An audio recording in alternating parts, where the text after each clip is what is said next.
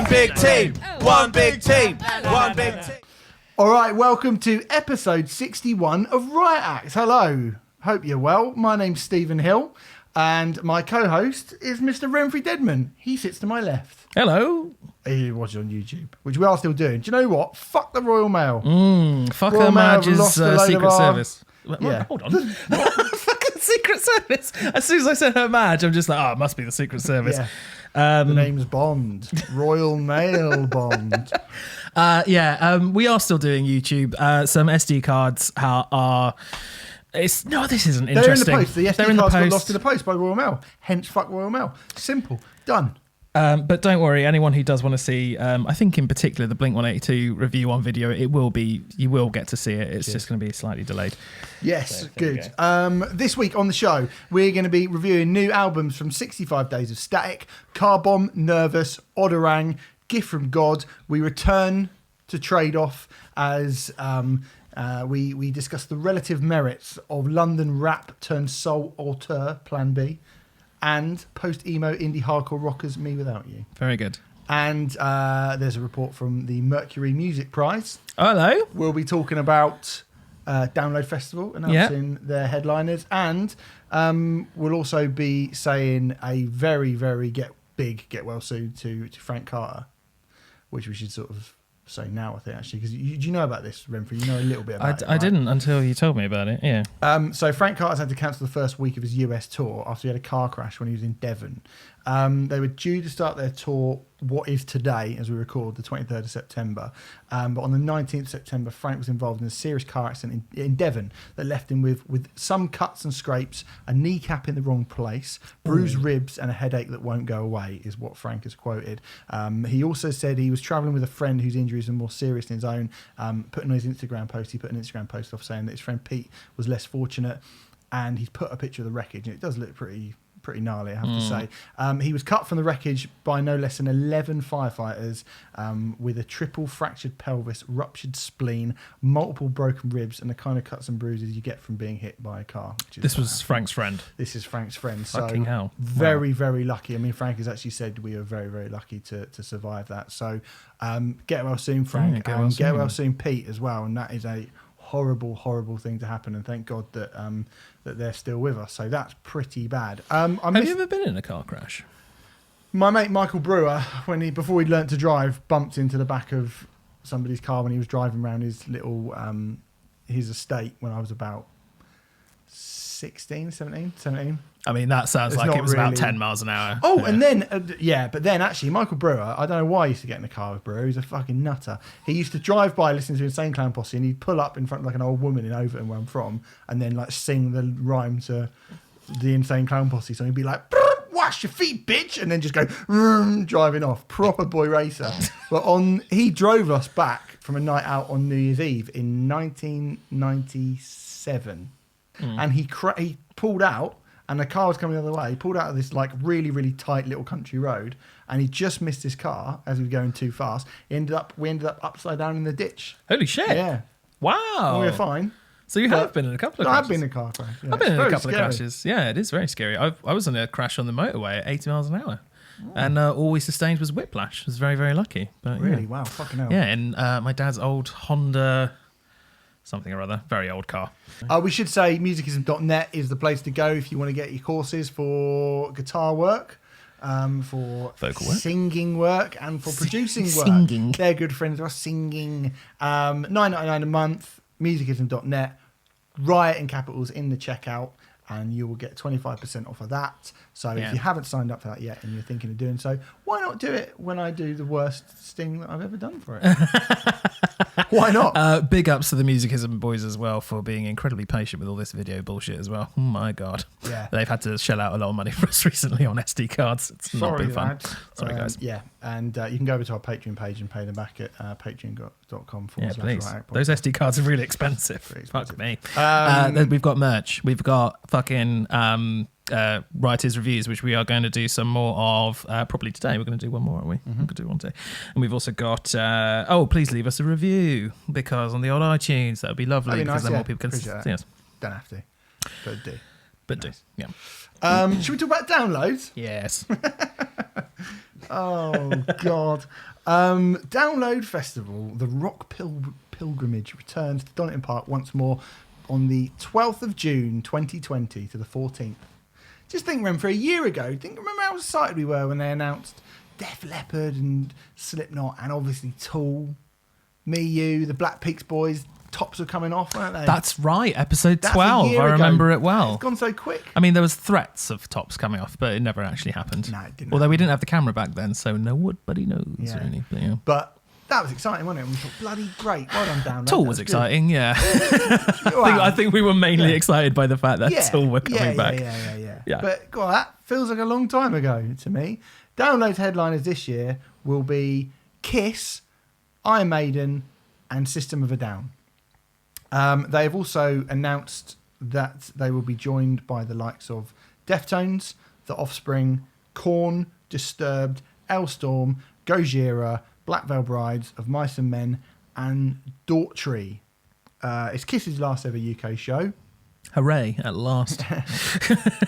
And although it isn't, though, is it? System of a Downs as well. So, yeah. Download, Renfrey. What are you saying about that? Well, I guess in terms of the headliners, let's play devil's advocate just for a second. There are a lot of people who will be perfectly happy with that, to be honest. Maiden are obviously... Such is the state of rock. Maiden are obviously a massive band, one I'm a big fan of. You less so, although you do like some Iron Maiden. We do have to actually keep reminding people that Steve does actually like some Iron Maiden. 9 of them. Well, I haven't actually, because I've given a load of my CDs away and they will be going. But, I've bought like 9 Iron Maiden albums. Yeah. And Maiden will be reliably great, I imagine. I mean, I've rarely seen a Legacy bad Maiden show. Tour, isn't it? So it's kind of like dipping back into the classics, which they do a kind of Book of Souls or whatever the current album. Yeah. That's what they tend to do, isn't it? I did see the Legacy of the Beast show at the O2, and I will say this: it was possibly the best time I've seen Maiden, and I know people say that over and over again, but I don't lie to you. Sorry, he's never sounded better, has he? He sounded very good. He sounded very, very good. And it was more the show that they put on. Like I think Maiden's show has been lacking is incorrect, but it's been very similar for a really long time. I've been seeing Maiden since 2003 on a fairly regular basis. Yeah. And really it's just backdrops and occasionally bringing on members of the stage crew, like dressed up as World War I soldiers or something like that. And with the stuff like the plane and the sort of having like 3 different acts and stuff, it just felt like the best Maiden show I'd ever seen. Yeah. Okay. System of a Down. I mean, now that we have heard quite staunchly that we're not going to get any new System material, this does feel very deja vu. I think I've expressed it a little bit on this podcast, although not that much. System of a Down are one of my favourite metal bands of all time. Like, easily. On record, they are fucking great. And back in the day, live, they were amazing as well. Like, I love System of a Down. Yeah. I love them. And this is why, this is why I don't really want them to play or to see them again. Like, do you know what I mean? There are some bands that I just think, you have, just please, for yourself, like, I don't like what happened. I watch them go, this is shit. And loads of people go, this is shit. Like, so what? We don't care. But for your own, I don't know, for your own, like, sense of self-worth, just stop. Well, it just feels like, especially now that they've made it quite clear that it doesn't look like there's going to be new material, they have basically admitted we are now a karaoke act by continuing to... I mean, karaoke, that's a little bit harsh, but, they are... No, not really. It's no different to... we used to, I said it before, like, we used to laugh at, like, Poison and those sort of bands kind of playing these caravan weekenders and just going out and playing to a bunch of people dressed like it's 1980s. And that's what System of a Down are now. Yeah, it's sad to see. And it's even later, like, at least Poison were doing it sort of 10 years after they were big. Like, this is... I mean, obviously System of a Down are still incredibly sizable. And you're thinking, what will be... Well, 2020, it will be... What? When was the last one out? 2004? 2005? 2005. It must have been 2005. So, that's longer than Tool without an album. Yeah. And we've just had 2 thoroughly underwhelming Download headline performances. Although what I will say, as a caveat, is that apparently when they came and did Wembley Arena, they were incredible. I saw them at Wembley Arena, and they were incredible. Right, Yep. okay. And apparently they sub-headlined to Linkin Park at Reading in 2013, I want to say. Mm-hmm. Apparently they were really, really great then as well. So, but that's now, the Wembley show will be 5 years ago. Yeah, 4 or 5 years ago. So, you know. I don't know. I have not seen them be bad, but that's because I haven't really gone to these shows, kind of on purpose. Yeah. And the Wembley show, I just feel like I was incredibly fortunate. I mean, they did 36 songs in 2 hours, and it was just bang, bang, bang, bang, bang, and it was just incredible. It was incredible.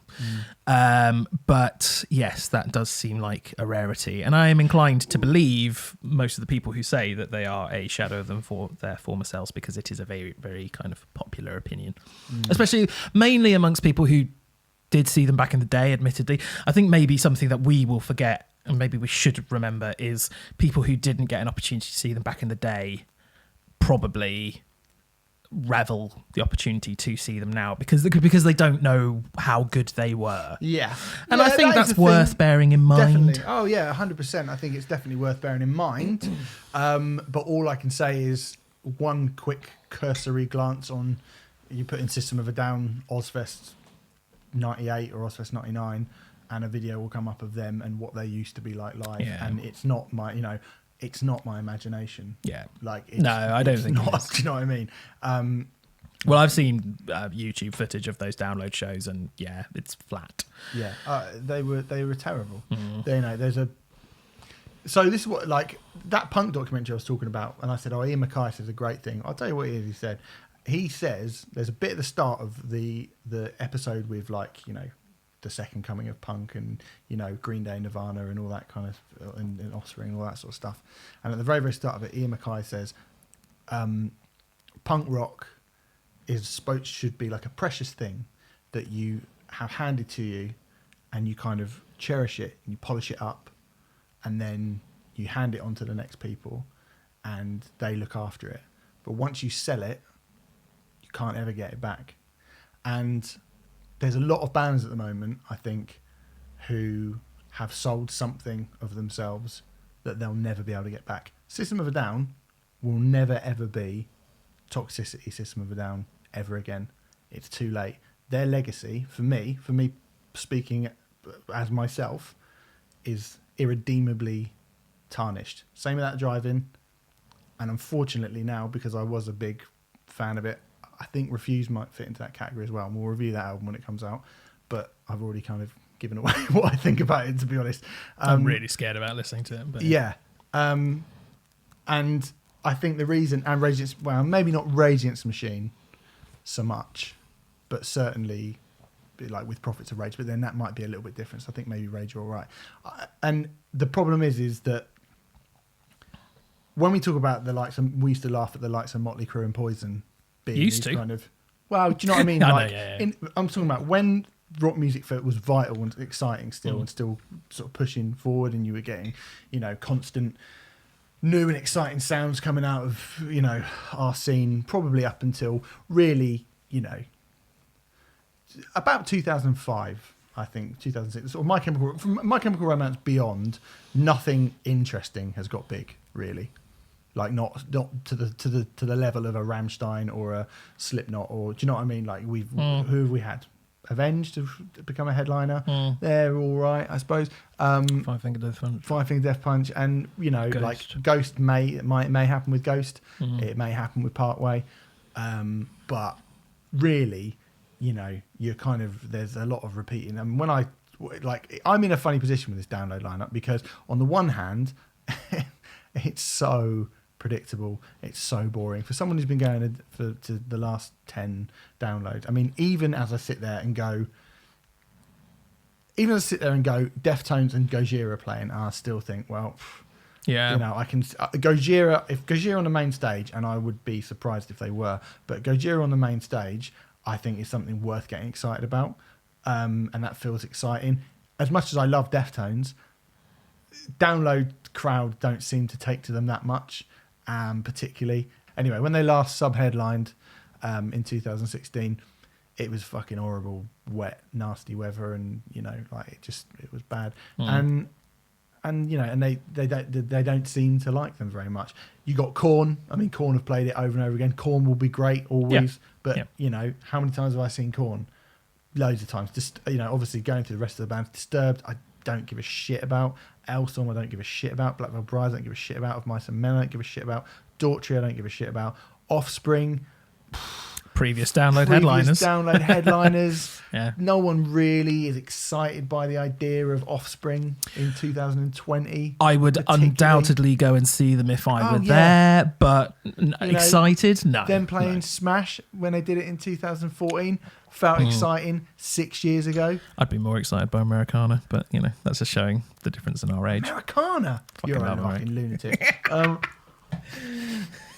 love that record. And, but the problem is, this is what people want. So on one hand, I'm like, I think, well, this is obviously what people want. And I would like to see new headliners brought forward. But then you think about the people that are put forward as new headliners. Five Finger Death Punch. Yeah. Alter Bridge. Yeah. Black Snow Cherry. Well, look, there's a shorthand to this. I really like Ghosts, but even Ghosts aren't the most exciting band in the world. And they are probably the most likely big band that we champion. Apparently some way away from it. I they don't will know. be. They're obviously never going to get Pearl Jam. They're obviously never going to get Green Day. They're obviously never going to get Red Hot Chili Peppers or Blink-182 or any of those bands.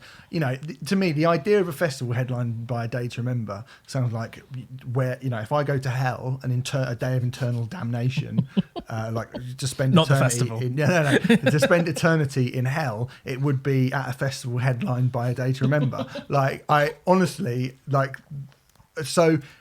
I think basically rock is fucked. I wish they'd kept the indie day, to be honest, because you think now that you would have been going, well, you could have gone for The Cure or Arcade Fire or Radiohead or Foals or or Bon Iver or I don't know. I'm plucking names out of my head. Stereophonics or Manic Street Preachers. It just would have increased the pool a little bit. Whereas now you go and you can't even have Biffy. People kicking off. You can't have Biffy and no one watched it. Yeah, I know. Fuck that. It's just it's a difficult one because Download have always wanted to paint themselves as a rock festival, but everyone's always seen them as a metal festival. Mm-hmm. I think that's been an issue, and the patrons, the people who go, see it as a metal festival. Yeah.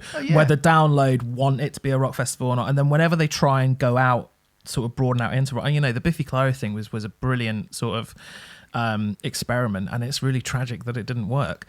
And I understand. I think the thing with this... Yeah, after that, if you were Red Hot Chili Peppers or Pearl Jam, you would be no, I don't want to play there. Yeah.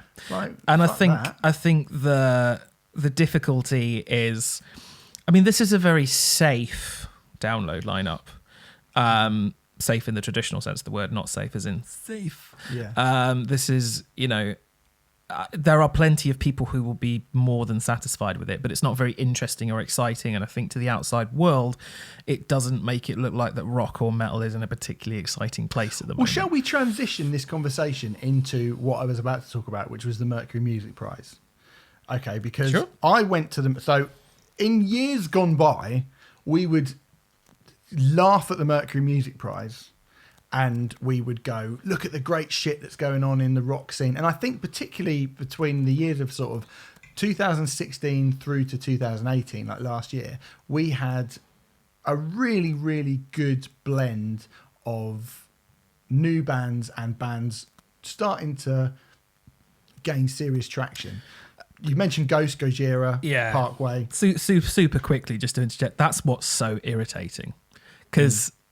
The outside perception will be, if you see bills like that, it will be like, well, there's nothing interesting happening in rock music, is it? And that isn't the case at all. It's just there's such a large gap between what Download headliners are and and a lot of these new bands that we talk about, and it's immensely frustrating. I don't know what the answer to that is, but yeah.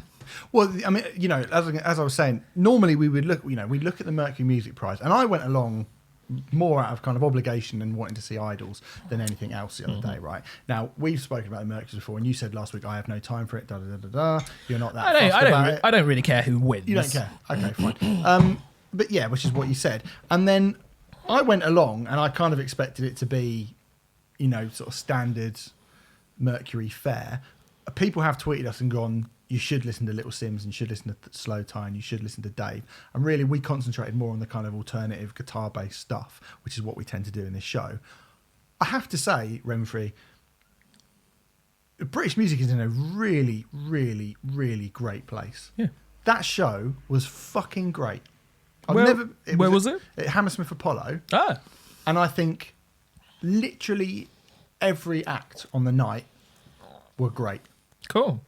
Every act. To go through them kind of one by one, Foles opened it and I thought sounded really classy, and I could see why they were this kind of big. They felt like the most sort of big professional band who played on the night because the 1975 didn't play. The 1975 were on tour and they showed a video of them at Reading, which actually I'll discount that because that was because you were going, 1975 are a shoe-in to win. 1975 were the blandest thing there. I was wrong. Yeah. I'm quite happy I was wrong as well. Anna Calvi was absolutely brilliant, and her voice is incredible. She looked like a fucking rock star. Do you know what I mean? Like she looked like a one-woman White Stripes. She was amazing, right? And her voice is fantastic. She was great. For me, the discovery of the night, I know Slow Tie got a lot of sort of press, which we'll talk about in a second. Little Sims, who I'd never even heard of before, is like kind of, I guess, piano-led gospel hip. I've never seen someone playing piano and like rapping at the same time. Oh wow! She was fucking brilliant. Okay, and I've never heard of her before. So I have to plead ignorance for a lot of stuff. Like, do you know what I mean? I don't go too deep on hip hop and rap, and obviously, I should, because I've walked away going, "Fuck me, this is a real this is an eye opener." This, she was amazing. Seed Ensemble were the kind of jazz band who were, again, it's not really my sort of thing, but they were good. Some really odd time signatures. Fontaine's DC, like we mentioned them quickly when we were talking about the sort of build up. We've had a lot of people ask us to review that record. A lot of people asked about the album. I've listened to the album a couple of times more. I think it is really good. The song they did, Boys in the Better Land, is a brilliant song. And a lot of people compare them to the Smiths and Morrissey and, and that kind of stuff. But actually the singer, I know you probably won't like this, but he's got a bit of Liam Gallagher about him. He's got the kind of swagger, and and he's a really, really great lyricist as well. I thought they were very good. He's already got more brownie points than Liam Gallagher then. Yeah. To be fair. Yeah, he just sings what he's told to sing, isn't he? Kate Lebon, I got to be honest, actually, to say that I wasn't that mad keen on Kate Lebon. I thought Kate Lebon was kind of, was fine. Like, I wasn't really particularly taken by Kate Lebon. Although, at the after party, Kate Lebon fell down the stairs and I caught her. I did. I saved her life. I saved Kate Lebon's life. You saved her life? Yeah, this isn't quite how it happened. So basically, I was stood by some stairs and Kate Lebon slipped down the stairs and she grabbed my waist. And because I'm such a big, beefy hunk, Renfrey, she basically sort of grabbed hold of me and I just stood there and I didn't even notice. And she's like, "Oh my God, you saved my life." So yeah, we'll say I caught Kate Lebon. Oh, amazing. But actually, I had no idea that it happened. But she stayed and chatted to my two drunk bosses, which is like, "Yeah, you got nominated." It was all pretty awkward. And I was just like, "Oh, this is a bit awkward now." But she was like, "Thank you so much. I was going to fall flat on my face." She seems like a very nice person. Oh, well, Kate, if you want to come on the show as a thanks for Steve saving your life. Yeah. Then she definitely doesn't listen to this. Dave, who actually won. Dave. Did a song called Psycho. Now, not live, System of a Down. No. Now, live, I wasn't completely captivated by Dave's performance. I didn't think on live it was the best thing. But having gone back to listen to the record, I can really understand why that album won. Okay. Why? Because, for kind of UK grime, hip-hop, if Stormzy's Korn, Dave's Deftones. Dave might even be Tool. Yeah. Oh. I think he's doing It's a shame something. he's got such a shite name. I know. Dave. I think what he's doing with the sort of the medium of hip-hop is very, very important. And you're talking about 11-minute long songs about male sort of cracked male masculinity and mental health and stuff. And does he refer to women as bitches? Not that I can remember. No. Good. But it's a lot of it's like it's thematic. It's like an opera. That album. It's like a kind of hip hop opera. Hip opera. Yeah, and it's really It really deserves good. more than that. Come on. Yeah, it was pretty good. Yeah, it was good. Yeah, no, fair play. You fucking. That's what you got what you deserve there. I'm so impressed with myself. I've banged my head on a Baroness poster in a frame. Sorry. Okay. The hip opera. Yeah. Very good. Yeah. Black MIDI. That was that was really good. It was worth it. It was good. No, mate, it was. Sorry, it was quite a serious moment. Writing it down. Yeah, go on. Hip opera. That's going to be the title, wasn't it? Black MIDI, I was very, very impressed with. Reminded me of Daughters Live. They got a kind of Dillinger vibe. They're like, yeah, like the guitarist went fucking crazy. He went full Ben Weinman, and yeah, they did actually like live. The drummer is the rhythm and the lead instrument. He's unbelievable. The drummer was the most impressive thing that I got from the recordings. Yeah, I thought I'd like to see them do a full set because they played BMBM, which on the album I don't actually think is one of the more exciting tracks. Okay. So I would like to see them live and see them do some. But yeah, they were really good. Nao was one that I was like, this is kind of 90s influenced soul, which she was good at what she did. It wasn't really the sort of thing that I'm particularly into. Can you give me some examples? 90s soul. Oh, like Eternal or something like that. It's like kind of Whitney Houston-y style. So it's people who know her will be going no, but hopefully that's Gabrielle. Yeah, something like that. I suppose like Misha Paris and whoever. All those ones. Okay. It's not really the sort of thing I even know anything about. It was just like sort of thing I listen to in the bath with some candles. Yeah. That's not true.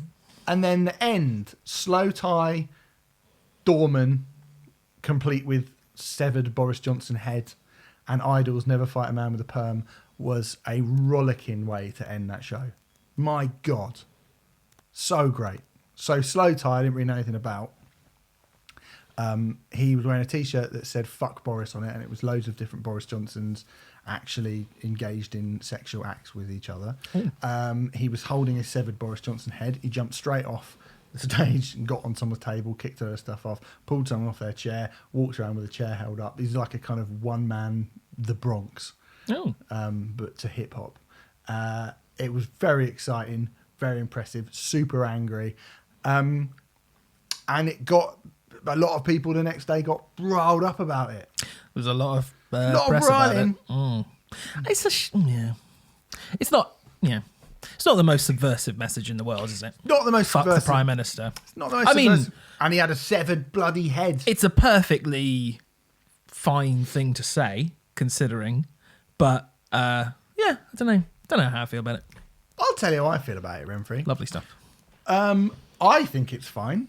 I don't have a problem. I think it's fine. Don't have a problem with it. I don't have any problem with somebody expressing how they feel when they're doing their show. I think if you're an artist, we'll talk about this later on, I think, with one of the bands that we're chatting about. If you have a very strong belief about something, you should express it. And that should be, and if it's offensive to people, well, hey, it's offensive to people. And a lot of the people who read the right-wing press and the Daily Mail and stuff, they were offended by it. And a lot of our lot sort of went, wow, yeah, fuck you, though. Like, fuck you, ha, ha, ha, ha, ha.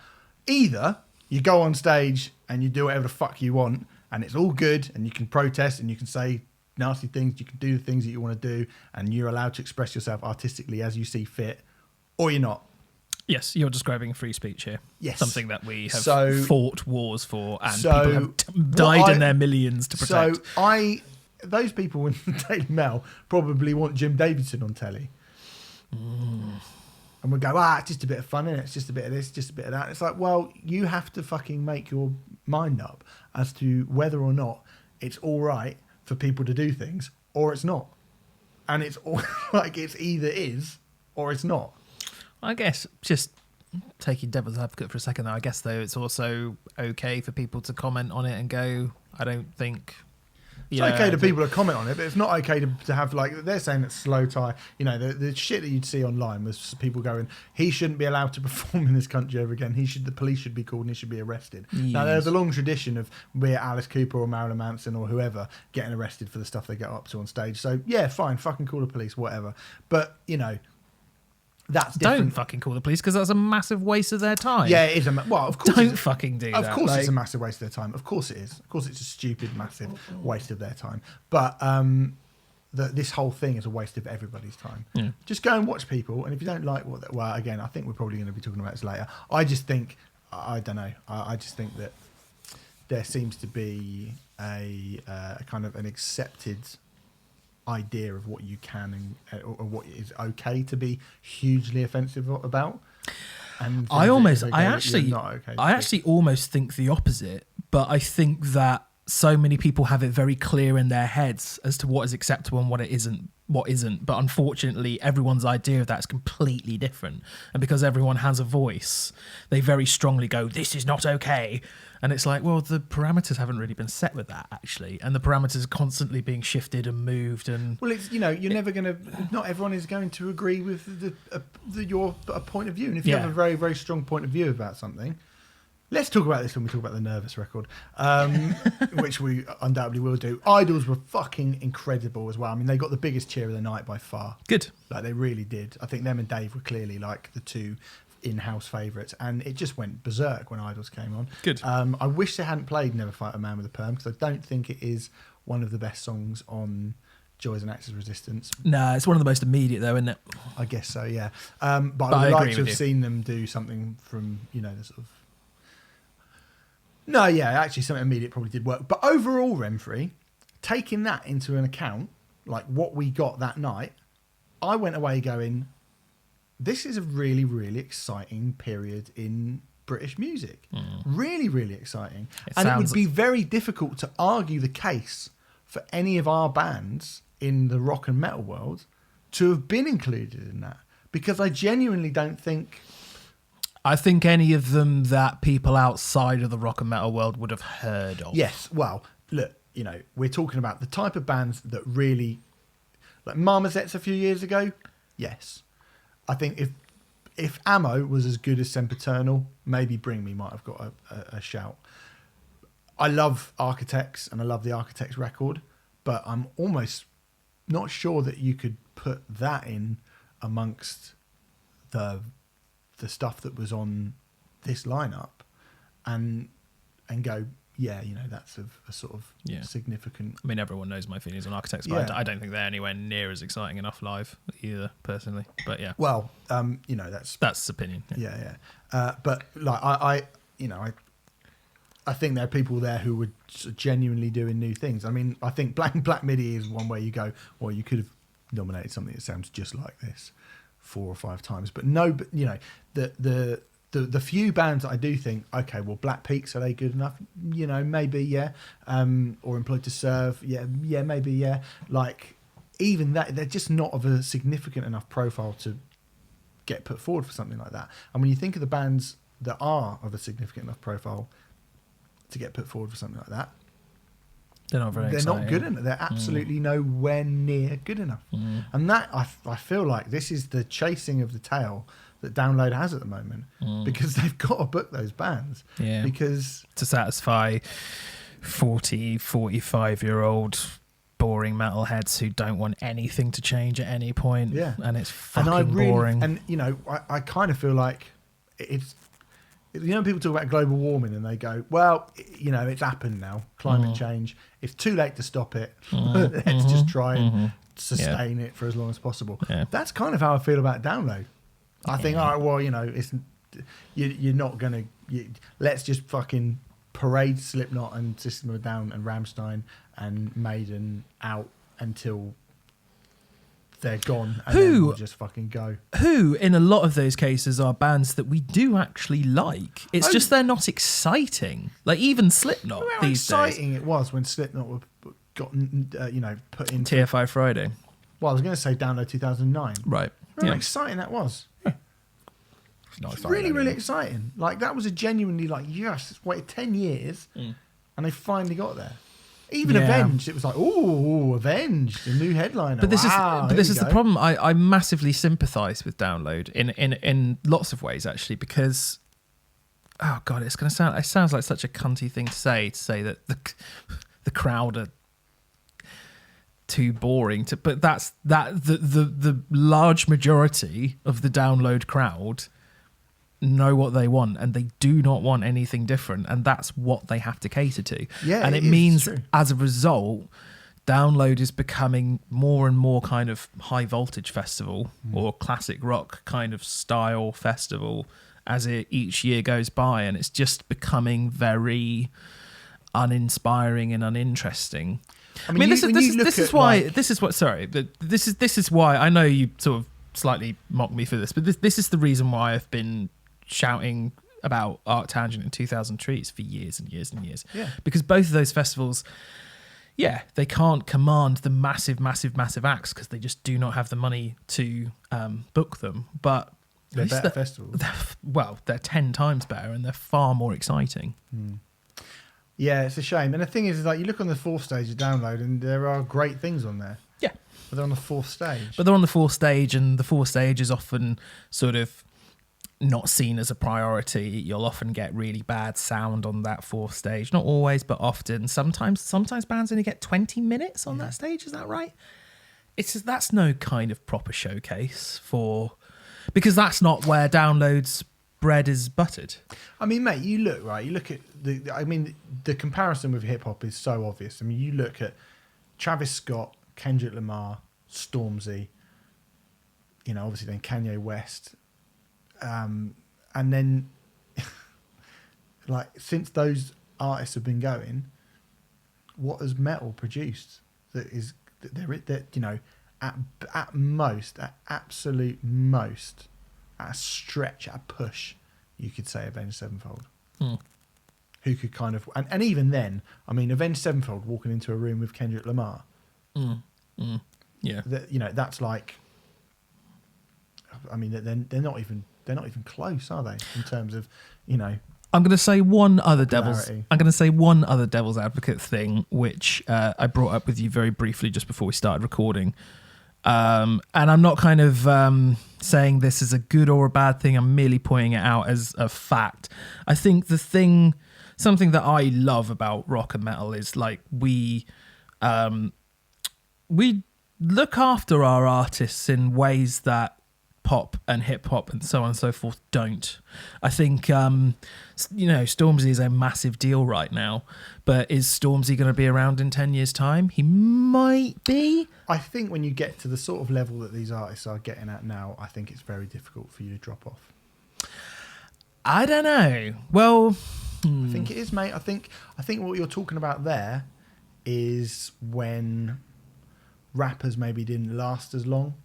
And when there wasn't the same sort of climate and hunger for that type of music. Like when people, because that's the thing, I've heard a lot of people in rock go, oh, when the mainstream get bored of urban culture, they'll come back to guitars. It's like, that ain't happening for decades. Yeah. If you honestly can see an end in sight for that, then bloody hell, I've got some more magic beans for you, just like that guy who was like the Blink-182 album last week. That is not going to happen for a very, very, very, very long time, if at all, right? So you either fucking jump on board with these people, like you look at what, to me, Code Orange are a fucking beacon of hope. To be the way they conduct themselves, the fact that they're young and and there are a whole bunch of bands who are following them, and that shit feels exciting. And you remember, and the difference between now is like, oh, Code Orange have got a Grammy nomination, and their thing was in, their things in Times Square, and they've done a remix with Alt J, and you would like to think that everyone would be like, whoosh, go, get them, go, everybody, Code Orange, fucking storm the fort, everyone coming behind them. Because that is the most, again, we're going to be talking about this sort of thing later. We are. Yeah. This is the most exciting sound that we've got at the moment. It's actually different and it's sort of fresh and cutting edge. And I think it could compete, obviously on a much, much smaller scale, but it could at least make us feel like stuff like Code Orange and Turnstile at least makes you feel like it's kind of young and exciting. You watch clips from Download, and then you watch that Travis Scott documentary on Netflix. People are going fucking berserk at his shows, and it's not, 5,000 people. It's fucking 60,000 people at a festival, and one dude just fucking owning it. And no rock stars plus no push plus fans wanting the same old shit and being super suspicious of anyone who does. You look at the shit Ghost get, right?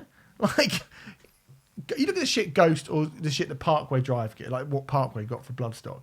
Like, two bands with legit ambition, right? You look at the shit that I like, not a band that I like at all, but you look at Five Finger Death Punch, right? For all of Five Finger Death Punch music, which I do not like at all, Five Finger Death Punch have got legitimate ambition. Yep. Five Finger Death Punch conduct themselves like they should be a big band. They want to be a big band, and they get shit on by the metal community. And I'm one of those people because musically they're rubbish, right? But I would rather have Five Finger Death Punch headlining Download than I would System of a Down. And I say that as someone who fucking adores System of a Down's records. I'd rather have Five Finger Death Punch headlining. Yeah.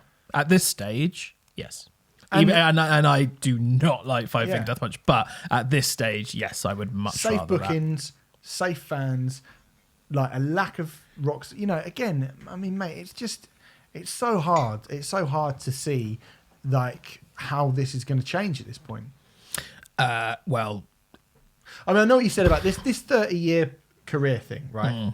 Which is fine, and you're right to an extent. I think a lot of them, unfortunately, they might want to. Maybe we're too nice to them. Some of them, System of a Down and Kiss, and maybe not Maiden, but like some of them, they should have shuffled off a while ago. Yeah. And because in the 90s, they weren't said, oh, do you mind moving? They were fucking shoved. No. Nirvana are here now. Ministry headlining Lollapalooza. Code Orange should be fucking. That's what you would want from our bands now, from those like rock and metal bands. You would want Code Orange not to go like, hey, great, Code Orange are opening for System of a Down at arenas. Like, that's really, really exciting. Yeah, it is. But they're like, if you're taking Code Orange Kids as well, they're like 4 albums in. They're on Justice for All. 3. Okay. Well, they're Master of Puppets. Like, come on. It's just like, Ghost needs to do another. How many fucking albums have Ghost got to do? Have Ghost got to get up to like St. Anger levels of albums when they're fucking old and past it and boring before they get a chance to fucking headline? That is the issue, isn't it? It's bollocks. Yeah. And I know those bands aren't going to get as big as they're not as big as Metallica. No one's ever going to be as big as Metallica. They're not going to be as big as Metallica. But like you say, Rev, I'm in the minority because people want to watch Kiss. More people want to watch Kiss. I suppose, I mean, this is another issue with this is like rock music costs more to produce and put together. And, there's a lot of hip hop artists who can do stuff in their bedroom and they can literally write a track and record it and put it out in 24 hours. And you can't really do that with the majority of rock bands. So that's another sort of advantage that hip hop and pop has, because, not to sound like a cunt about it, but that music isn't as I don't know if I want to use the word sophisticated, but there isn't as much. You can put it together. You can put it together quicker without physical instruments. Yes. Yeah. But I don't know. I mean, I'm not concerned about rock at all. I'm concerned about Download if they continue like this. Well, I'm not concerned about rock being something which will continue to create music which I fucking love. I'm sure that will continue to happen. Like, I don't think that, but I do think that are we going to be? Is it going to be like in that thing in Blackpool? The fucking punks go to Rebellion Festival every year in Blackpool and they watch GBH and they exploited every single year. Yeah, and there's like 2,000-3,000 of them doing that. Yeah, it's like, is that the future? Yeah, you know what I mean? It's just going to be fucking hard rock hell left. Well, I certainly think, or a fucking Slayer bloody hologram with King Diamond hologram supporting them. Like, come on. I certainly think the future is. I think it's going to have to be smaller. In terms of festivals, it's what kind of the industry called the boutique festivals. I think it's just going to have to be because... Yeah. And you look at lineups like Art Tangent. I mean, the Art Tangent lineup this year, we fucking raved about. So it was great. Fucking great if you like that stuff. Nailed it. 2000 Trees have nailed it for years and years and years and years. Bloodstock have had years where they've absolutely fucking nailed it. Maybe not this year, but like in general, they nail it. It's looking good for next year as well, Bloodstock. Yeah. And... already. And that's even the stuff that I can't tell you about. And, you say about the sort of longevity of these hip-hop artists, like, mate, I wouldn't, in 10 years, Stormzy will be playing Wembley Stadium while fucking Kiss hologram tour is playing, like, Maybe Stormzy's a bad example, but like I don't know. There's a lot less kind of. That is something that I do enjoy about rock and metal music, whilst at the same time I realise it's a double-edged sword because it's also potentially the kind of the end of it because we, you know, like it's only worth doing that if other people are taking the place of those people when they're sure. Do you know what I mean? And not in a shitty way. Sure. Like I look at Korn and I think, man, if Korn had split up after David Silvera left. And they reformed this year to play fucking Follow the Leader in full, you don't think they'd be headlining Download? Well, of course they would be. Yeah. Of course they would be. But what they've done is actually tough it out. And it's like, you're just there. And you know, and I've just said it. You're just there and you get, you know, the fact and we're talking about a band who've just released a great record as well. Probably the best record they've released in years. Coming on 2 decades. Years, yeah. And Tool have released a brilliant album. Slipknot have released a brilliant album. Yeah. Like these big kind of behemoth-sized metal bands are this year are stepping up and releasing really, really fucking good records, and that's great. And I do believe that, you know, your career will get you get a second wind sometimes. You know, for a lot of these artists in general, you know, you get a kind of second wind sometimes. But I just think without something else which is going above it, it's kind of a weird thing, and I don't know how it ever gets remedied. Like you say, boutique festivals, the idea, Wireless in fucking 10 years' time or whatever, you know, bloody Kiss sponsored festival you're going to go to, you're still going to have. I would be surprised, you know, like people like Travis Scott and Kendrick Lamar are still going to be Tyler the Creator are still going to be absolutely monolithically huge. I don't doubt that for a second. They will be. They absolutely will be. I mean, Kanye West has been around for coming on like 15 years now, at least, probably more. Well, maybe more than 15 years now, and he's still, you know, one of the biggest artists in the world. Ditto Jay-Z. Like, you know, hip hop artists do have are starting to get longevity. I could kind of get it before, you know, but then isn't it like Eminem as well? Like when that album came out, fucking massive. Yeah, that's true. Like I think that's a bit of a misnomer. No, fair enough. That's a very good point. But anyway, so that's the Download announcement, and well done to Dave on winning the Mercury Prize, which was great. Really, really good. Okay, let's do some reviews. Sorry, that went mad, didn't it? It's all right. It's gonna be a long show today. Sorry, yeah. 65 Days of Static is where we start. The album is called Replica. It's the 7th album from the UK cult experimentalists. It's called Replica 2019, and that is important apparently. Oh right, okay. It's also the 6th album, just to be a cunt. Sorry. Is it? Yeah. Why did it say that then? Because Wikipedia is rubbish, but it is the 6th full-length album. Yeah, I've got to be honest. I don't know much about 65 Days of Static. Yeah, I'm very intrigued. One of those cult bands.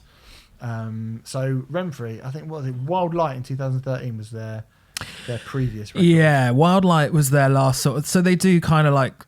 I think probably the reason for the confusion as to which record it is and all that kind of thing is because they do sort of soundtrack albums as well. They've done like a reimagining of the soundtrack for Silent Running, Douglas Trumbull film. Yep.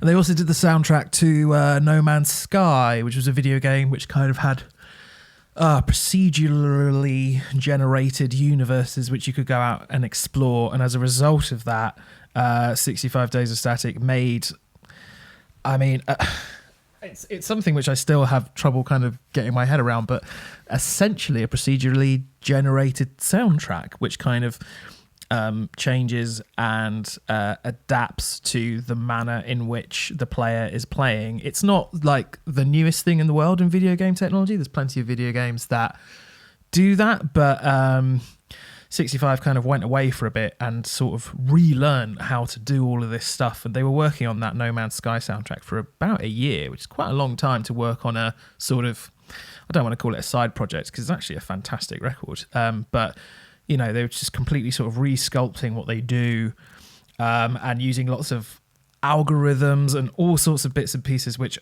I would love to pretend that I understand. But in actual fact, I'm in awe of it, but I don't really know what the hell it's all about. For the uninitiated, 65 Days of Static are a kind of hybrid. electronic / post-rock act that is being very reductive for what they do, because to be honest with you, they are incredibly good at continuing to progress and not standing still for a single second.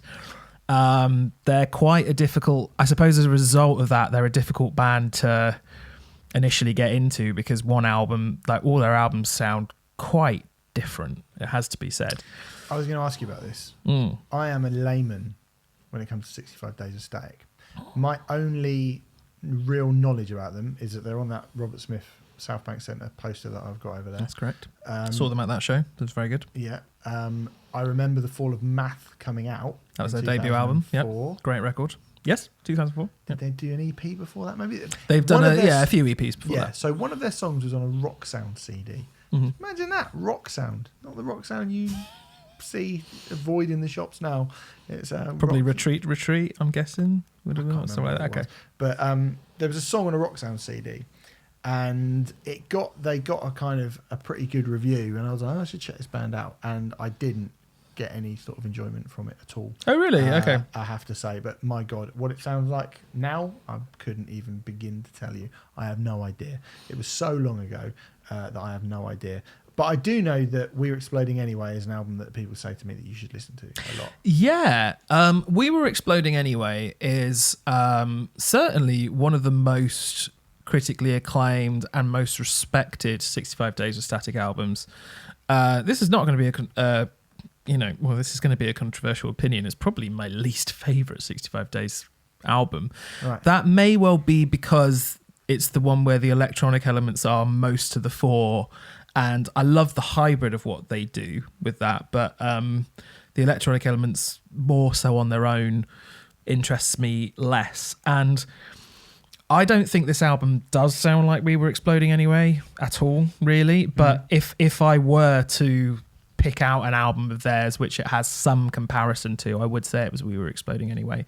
And this all sort of concerned me ever so slightly, because I wasn't I just don't really return to that record very often. It's not really one of my favourites. I think I'd probably point to Wild Light, actually, as the best record 65 Days of Static I've ever done. The last one. Yeah, absolutely phenomenal. And this is something that I love about them. They are continuing to progress and continuing. They never sit still. They really never do sit still. If one day I may do, if I gave you Wild Light on trade-off or something like that, you'd listen to this and you'd listen to it and think, well, that sounds like a totally different band to this. Replica 2019 is kind of like, it is the most electronic thing they have ever done. I wondered. I would say. Yeah. I suppose, well, I'll read you a little bit here that kind of gives you an idea of sort of the sheer amount of stuff they have done in their career. So from their immediately recognisable aesthetic of glitches and urgent guitars of 2004 debut The Fall of Math, the band's sound evolved via techno, post-rock, drum and bass, math rock, IDM, drone, breakcore, film scores, and their self-proclaimed dust punk, clattering into the colossal widescreen noise sculptures of 2013's Wild Light. I mean, yeah, they've done all of that. Right. They are a very, very, very broad and experimental and very interesting band. Yeah. And I think what we have here, we've got another instrumental record. We have. That is doubling up on the old Renfrew call this week, haven't we? We've got another instrumental record that is quite sci-fi themed, I feel. Oh, I thought you meant later on we've got another instrumental record. There is another instrumental record later. But yes, that's what I was after talking speaking about Ties from Nebula last Nebula. week. There seems to be quite a few of these this year, but there's another one by a French band called Lost in Kiev earlier this year, which we didn't actually get around to reviewing. But what's really interesting about that is, whilst they all have that kind of sci-fi theme going through them, they all sound really different. And I think that's very encouraging for where instrumental music is in 2019, because if you sort of pick on a theme and then get bands to write instrumentally about it, you'd expect those albums to all be quite similar. Yeah. This doesn't sound like Ties from Nebula, does it? Not at all, no. No. Not at all. I have to say, I'd like to ask, I'm going to ask you what you think of it before I go into what I think of it. Whoa, not much, to be honest. No? It's okay, this record. It's a perfectly acceptable way to spend, what is this, 47 minutes? 42 minutes. 42 minutes. So it's a perfectly acceptable way to spend 42 minutes relaxing and... Relaxing? Well, I think you can lie back and listen to this and let it wash over you. I think it's possible to. I think, yeah, okay. No, go on. I think you want to concentrate on what's going on. I don't think you need to, you're not going to like fall asleep. You're not going to meditate to it or anything like that. Do you know what I mean? Like, but I think you can lie back and go, because it's very, very ambient, and it occasionally will. Wow. Sorry. I don't agree. It's very, very ambient. Do you not? No. I mean, why not? Well, if you compare it to like really ambient records like Stars of the Lid or something like that, this is not an ambient record at all. I think this is... Even the other instrumental record we're going to do is far more ambient than this. Yeah, it is. But, okay, so maybe I was expecting... Maybe it's due to the fact that I was expecting something else. Okay. I don't think there's much in the way of traditional song structure in this. No. Not at all. I think in that respect, it's maybe ambient's not quite the right word then, but certainly it's an album full of movements and moments as opposed to songs. I think that's definitely fair to say. It's not a record where I can pick out a particular song as a highlight. Yeah. I really feel like I want to put it on and enjoy the whole thing, and it's not like, oh, this song's amazing and this is a highlight. And for, there's advantages and disadvantages to that. The main advantage, I guess, is the quality feels on the same level throughout. And I think this is a much better record than I feared. I think when I heard what they were doing and stuff, I thought, I think they're going to release one of those 65 albums that I'm less bothered about. I'm interested in everything they do, but I thought it would be, especially after Wild Light being so absolutely phenomenal. I think the thing is that you've kind of touched on it there, is that it does feel like one continual piece with no real highs and no real lows. And it sort of floats along and it moves along, and occasionally something will jump out at you, but it's not really there long enough for you to grasp onto. So you just have to sort of go with whatever's going on.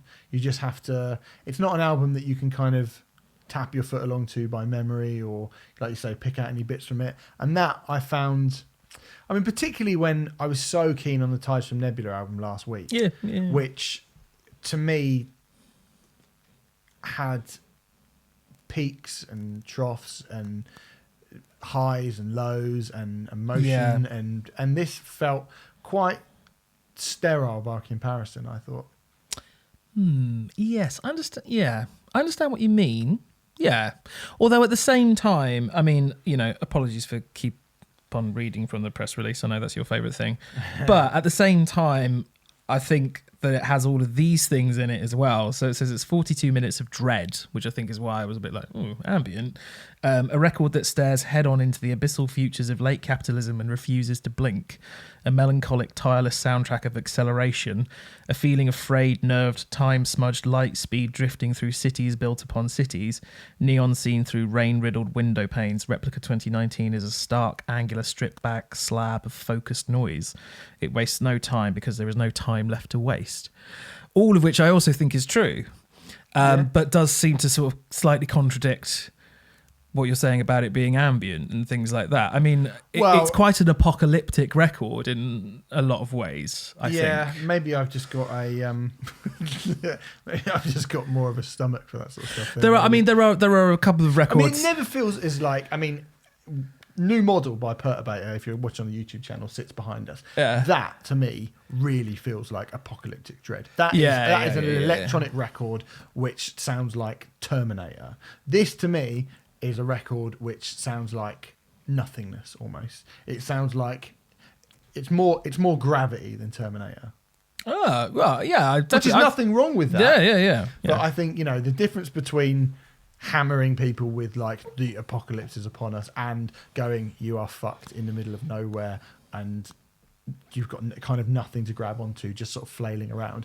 Yeah, so yeah, it's not a relaxing album, but I think, yeah, maybe ambient wasn't the right word, but certainly like it does feel like you are sort of being swept along in space with literally nothing to grab onto. Yeah, I think the references that I was getting listening to it were more kind of Philip K. Dick based. I think Gravity's quite good actually, but so I mean, I guess Blade Runner's the obvious one. So, but also kind of like Minority Report and A Scanner Darkly, something where where a lot of it is kind of inspired by psychological ideas and free thinking and all the sort of LSD experiments that Philip K. Dick did a lot of, and it's very kind of esoteric sci-fi, I suppose. I think whereas Perturbator, it's Terminator. I would have liked the dread to be turned up a little more, to be honest. Yeah, I think that's the thing, is that I do think it's much more, especially now I know that, it's much more subtle dread than the dread that I would associate with when you say Blade Runner. Yeah. Yes. I don't think this album is bad or unenjoyable, but I do think that particularly over the last few months, we've heard a lot of very, very good examples of electronic, that kind of meld of, and I understand that 65 Days of Static would be a huge influence on a lot of those bands, but I think we said it about, and I will say at their best they are one of the best, but I wouldn't say this is their best. Right, so, okay, yeah. But I just feel like these ideas have been explored for me in a far more interesting way by a lot of the other bands of this ilk that we have been talking about this year. Fair enough. So Teeth of the Sea would obviously be kind of they're the gold standard for me for this at the moment. And then Titan Nebula, speaking about them last week, having now gone way in on Three Trapped Tigers as well. Oh yeah. Yeah. Excellent. I think they're fucking great. And I think they do, what they do obviously is very different to this. Yes. But no one would ever call Three Trapped Tigers ambient. No, not at all, not at all. But I do think that like there are ideas on this that feel like a band that have been around since 2004 and have kind of been usurped. That's interesting, because one of the things that impressed me the most with this record, and impresses me with 65 Days generally, is I think so many bands who do that rock electronica hybrid, and actually there's very little rock on this record. I was about to say, there's practically no rock on this at all. Yeah, apparently there are guitars on it, but I think every single guitar on it has been effects pedaled to fuckery. One thing I admire about 65 Days, I mean, if you go back to The Fall of Math from 2004, a lot of that record should have dated much, much worse than it has. The majority of it still stands up really, really well. There's a couple of moments on it, but, they did the 10th anniversary for it 5 years ago, and did the album in full and all that kind of stuff and re-released it. And I kind of preferred it more 10 years on than I did at the time, I think. And that's something that I really admire about 65 Days generally, is that they're very good at dealing in a form of music which tends to date very quickly. Pitch Shifter, love you guys, but, come on. But most of their stuff doesn't. And I think that is a hell of a thing to pull off. Well, hey, look, I haven't heard that record, so I can't really talk to you about it really in that respect. But I don't think this sounds dated. I just feel like I don't think it actually sounds dated, because I don't think this stuff, I think it's a very clever way to do it. When you reference stuff like Philip K. Dick and you talk about Minority Report, and that is a type of sound, a type of sci-fi theme that comes with its own set of sort of sounds and soundscapes. Yeah. So I think if you kind of are dealing in that, then it's going to sound a bit like that. And because, although this form has existed for a very, very long time, what's interesting about that sci-fi thing is we've never caught up to the point where that sci-fi thing that they're going for has become our reality. Do you know what I mean? No. This is quite a kind of It's not really a conversation about music, but it's quite hard to sort of go, well, the stuff why Vangelis and stuff sounds futuristic is because the future that it predicts has never come to pass. Ergo, when you think of it, you are thinking of a future that has not yet existed. Yeah. And that stops it from dating. And I think it doesn't sound dated because it sounds like somebody's idea of the future. And people's idea of the future hasn't really changed for decades. Not dramatically, no. Although I think there are subtle shifts. Maybe a bit. Smaller keys in it. Like when you watch Running Man, they type stuff in on the massive fucking old school ZX Spectrum. Shall we fuck this off and just watch The Running Man? Yeah. I'd be well up for that, actually. Give you a lift. Are you excited about the new Terminator? No, not at all. See, Move on. I wasn't, but I just read a feature about it on the way here, and now I'm quite excited. Why would you make an old-looking robot? Ridiculous. Are we going to make this robot, but we're going to make him look like a sort of 80-year-old man? Why? Anyway. Overall, yeah, I think because my expectations, everything I was hearing about this record pointed towards it being not a record that I would dislike, but a record in the 65 discography that would be less interesting to me than some of their other records. And I suppose I'm so pleasantly surprised that I find it really interesting, actually, that I do like it very, very much, whilst at the same time agreeing with a lot of what you say in terms of there aren't particular moments that you'd go to and go, well, that's a brilliant song, that's a fantastic, I would love to see. I do want to see some of this stuff live, although the only other thing is some 65 Days of Static are one of the most changeable live bands I've ever seen live, because sometimes they're absolutely fucking amazing and sometimes it's just a bunch of people on laptops. So, I've seen 65 Days shows which have been earth-shatteringly incredible, and I've seen some which have been really fucking boring, to be honest. And I suppose the concern for me with this material is how much of it is it going to be them behind laptops. That said, I do still want to see it. Sat down. I guess maybe. Yeah, fucking hell, led down. Do South Bank Centre, guys, something like that. That'd be good. Well, see, my thing, I think, might be when you hear, oh my God, 65 Days, oh my God, this band, oh my God, they're a cult band, incredible. And you get this, you do go, this is my first real kind of dive into a 65 Days of Static album. And I don't really get the cult appeal on the basis of this record. That's I'm not going to say they're not good or they don't deserve that, because I don't know. Mm-hmm. So anyway, it's pretty.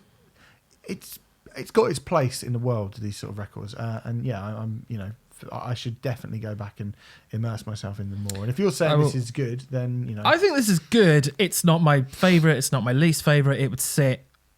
It's hard with 65 Days because, as I say, all of the records are totally different. I mean, I'm very tempted to give you Wild Light actually for trade-off, maybe next week. But we're not talking about him again. Yeah, all right. Give it some bloody.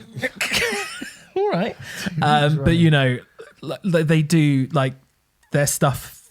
Every album's different, but very much them. Imagine if I gave you the first Dinosaur Pileup album the week after we'd reviewed that one. You'd be livid. I would have been delighted. Anyway, it's called Maybe Do That. It's called Replica 2019 by 65 Days of Static. It is out now. Let's move on to our next album. It comes from Carbomb. The album is called Mordial. It's the fourth album from the tech metal underground heroes, the follow-up to 2016's Meta, which was the first time I became aware of this band, really, on Meta. Yes. Certainly, I think I'm not alone in that. Gave them a bit of a push, didn't it? They suddenly were on tour with Gojira and Code Orange, which was a great tour. Actually, as a matter of fact, Greg, who was on the show for our Art Tangent panel not too long ago, go and check that out if you haven't already. He did say that the writing of this album was very influenced by being on the road with Gojira 2.5 years ago, and he said whatever voodoo they had going on during that run had a tremendous effect on me. And at first, when you listen to this, you might be like, what does Car Bomb have to do with Gojira? But I think the key thing on this album is they are both extreme forms of music that have managed to unconventionally write hooks. That is very well observed. Hello. And Car Bomb are one of those bands who I have always admired and always, kind of taking one of the few bands who've sort of taken the Meshuggah template and actually attempted to do something a little bit different with it. Yeah, kind of Meshuggah if they were fun. Okay. If they were fun and they wanted to write songs. Yeah. As opposed to just beat you around the head constantly. And it feels like Meshuggah were just so ahead of the game for so long. It felt like that in terms of taking an extreme form of music and trying to push it forwards. It felt like people were just flailing around for years and years and years because it's just like Meshuggah have just fucking. You can't, Yeah. There's an entire world of bands that exist because of Meshuggah. Yes. And all of them. There's festivals that exist because of Meshuggah. I mean, I'm going to Euroblast in a few days' time, and there is an argument to be said that Euroblast wouldn't exist without Meshuggah. I don't know if that's true or not, but and none of those bands are even 50% as good as Meshuggah. Yeah. Pretty much, right? Even the best ones. The very, very best ones. And there are some great ones. But I think I don't know if you count Tesseract and all stuff, but even we were very, very complimentary about the last Periphery album. It's fucking and great. Periphery are a great band, right? Yeah. They're a really good band. But, if you put them next to Meshuggah, fuck me. They don't come off very well, and they're good. I mean, it's just Meshuggah are special. Yeah. So, but it does feel like we're starting to get maybe in the last 2, 3. Frontiera? Well, I think Frontiera are a shout. I think Car Bomb. I think. That's it. I was gonna say. I mean, they're no longer around anymore. I think Tony Danza, Tap Dance Extravaganza were completely underrated when they were around. To be totally honest, I feel like there's one more, but I can't think of it at the moment. But yeah, Bear. Yeah, do you remember Bear? They're Dutch. No. Oh, okay. Oh, okay. All right. They weren't that good. But it does feel like Car Bomb have always taken the Meshuggah template and tried to push it onwards. And I've always admired the manner in which they've done it, but it's never been entirely listenable. Meta was an album that I really, really admired. And I remember being incredibly excited about seeing them live because I was like, I want to see this live. And I've seen Car Bomb live a number of times now. I'm going to see them at Euroblast. And fuck me, they're brilliant live. Yeah, really good. They don't play to a click, which I think it is fucking insane that they don't play to a click.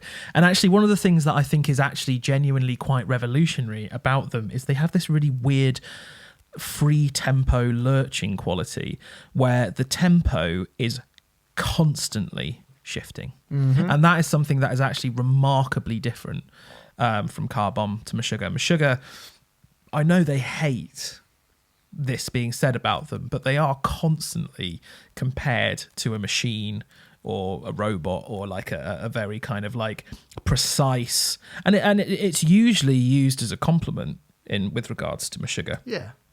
I understand why they don't like it, but it is meant as a compliment. But Car Bomb, the tempos just very organically move around in this almost psychic manner. It's pretty incredible. Sounds like you get a Meshuggah tape and you just fucking fuck with the timing of it, and it just it's like Meshuggah will batter the shit out of you and make you feel like you're like gonna just collapse.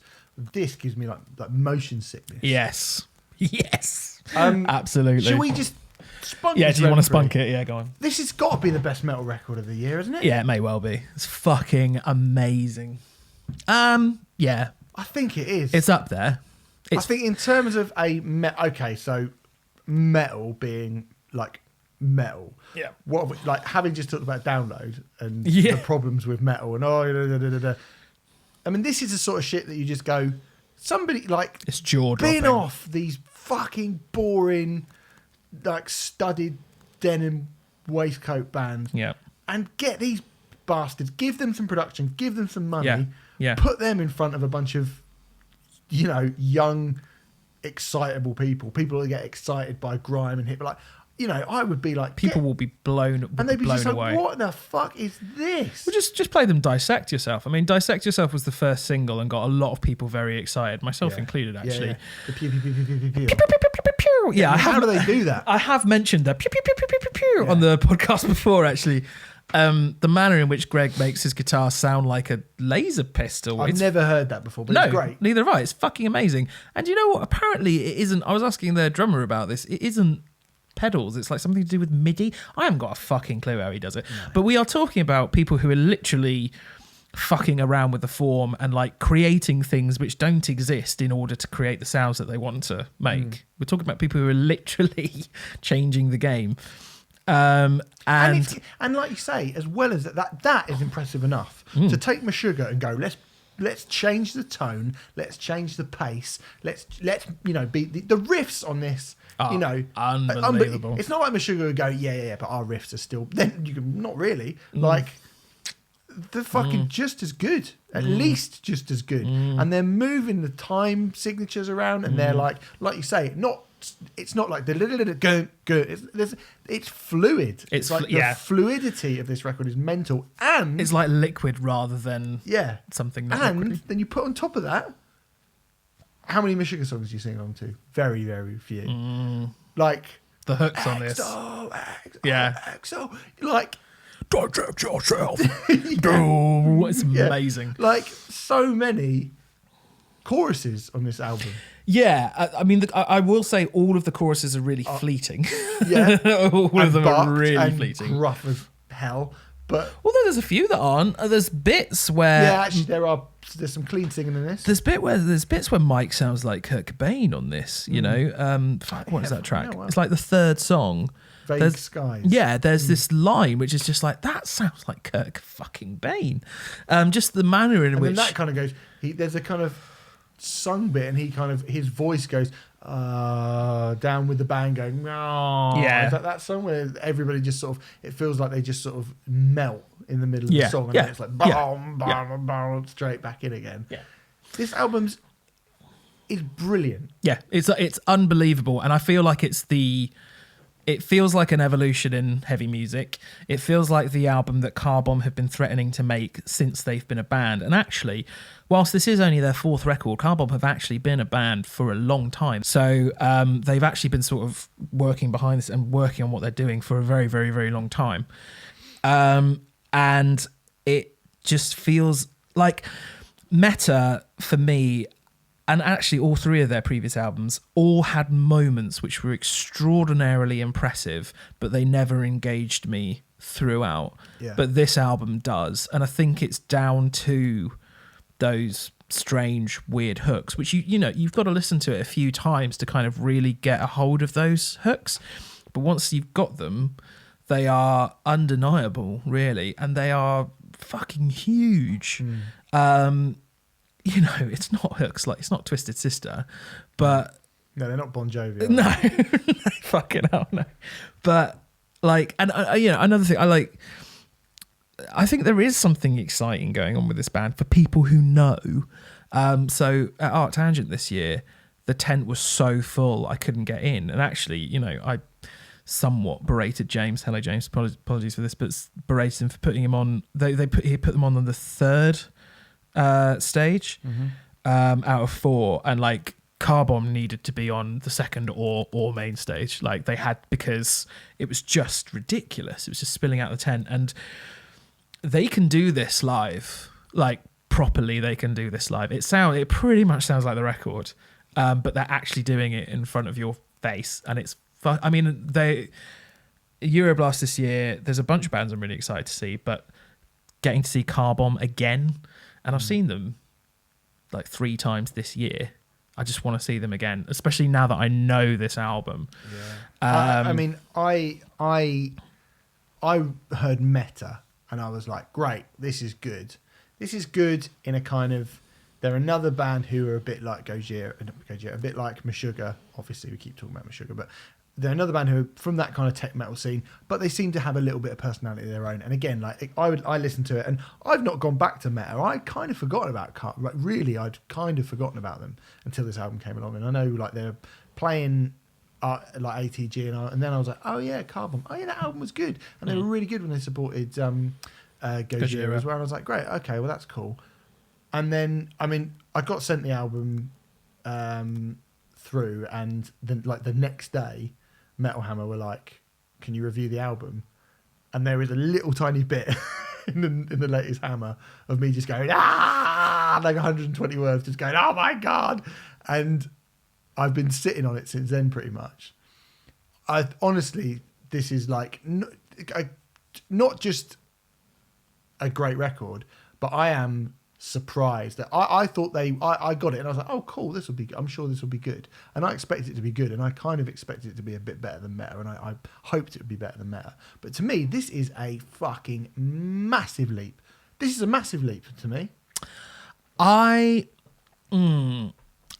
think Meta at its best is of the same quality, if I'm totally honest. I just think it's of the same. I think there's a lot of Meta is up and down, and like when I listen to any of their previous records. Well, that's a step up then, surely. I don't disagree with you. I'm just saying that I think they've been capable of being this good before. Just not. I don't think they've been capable of being this good for 47 minutes. Yeah, because there's no dip in this record. No, there isn't any dip at all.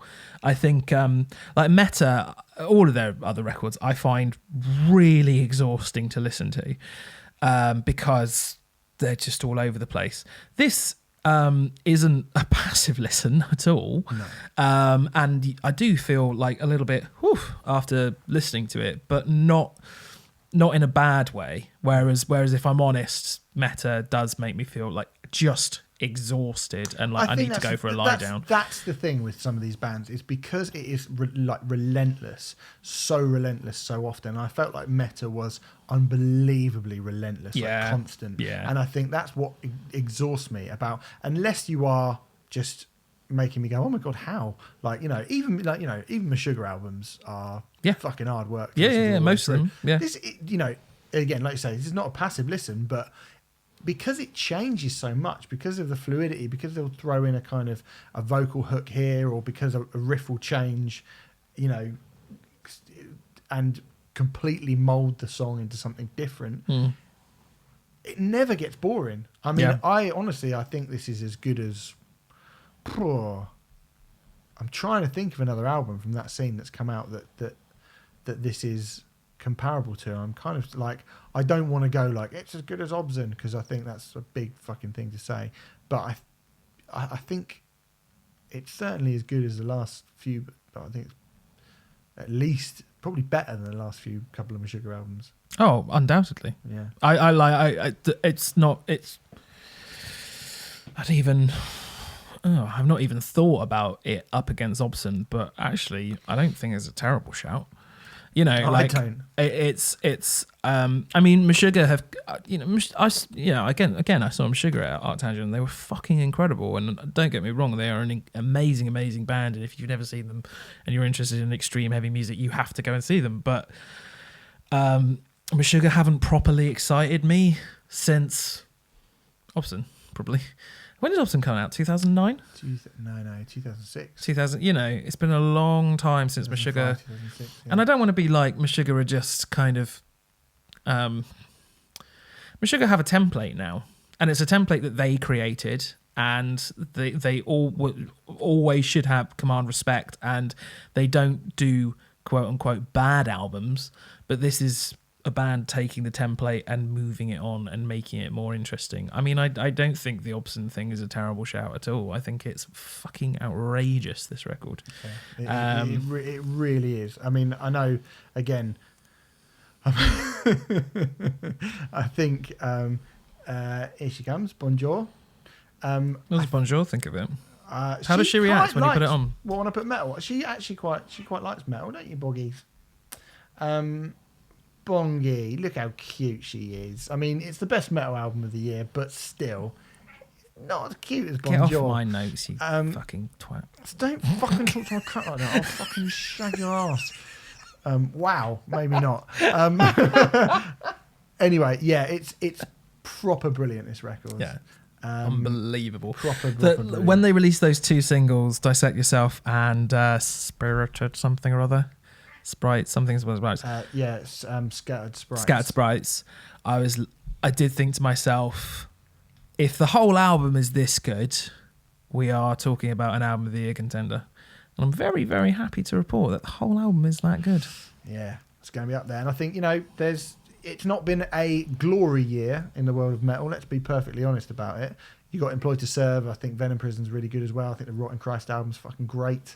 And obviously the big ones that we mentioned before. But I think this is certainly a step up from, your Slipknots and Korns and, those kind of guys. And for my money, the only metal album that can compete with it is Employed. I would tend to agree. So anyway, there you go. Mordial by Car Bomb is out. And if you like heavy music, this is your shit for sure. Trust us. The next album we're going to talk about comes from Nervous.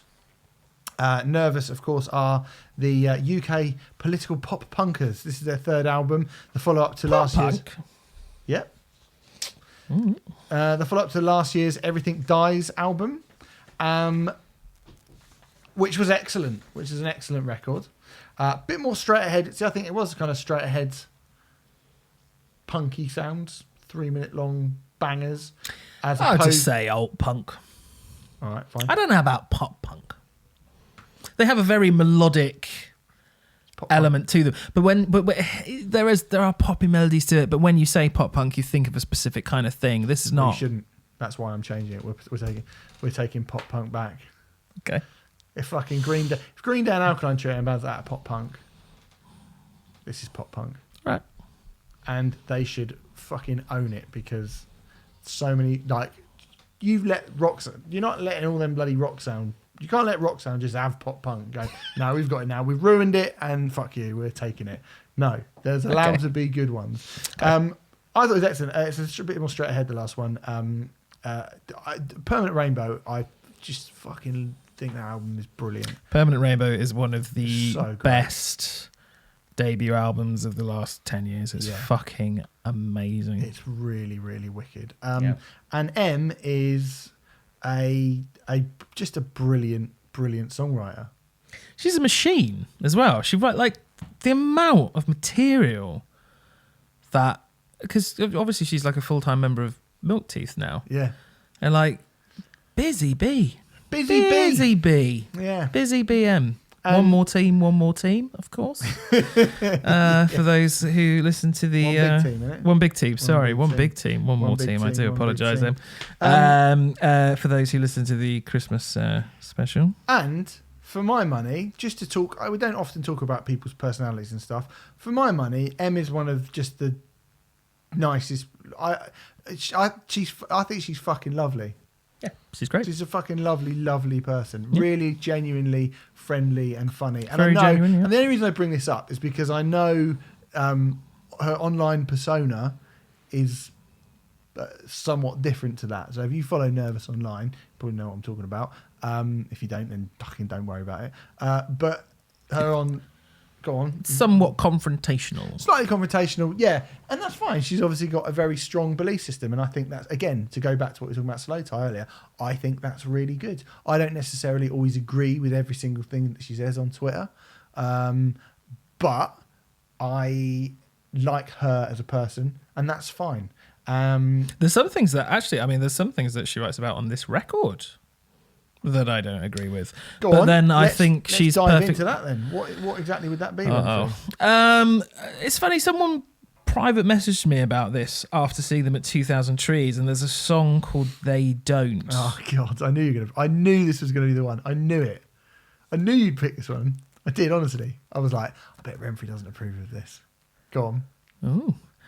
I like the song. I think it's great. Yeah. I think the song's fantastic. But it's kind of like a very kind of base look at police brutality and the way they behave. And the fact that they don't look after... They're not looking after you. They're not kind of... It wouldn't be very punk rock to go, the police are all right.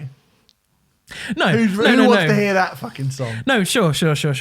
And I suppose the key thing here is, whilst I don't strictly agree, I think the thing is that sentiment... I think that's a legitimate sentiment to have. I think that's a legitimate question to be asked.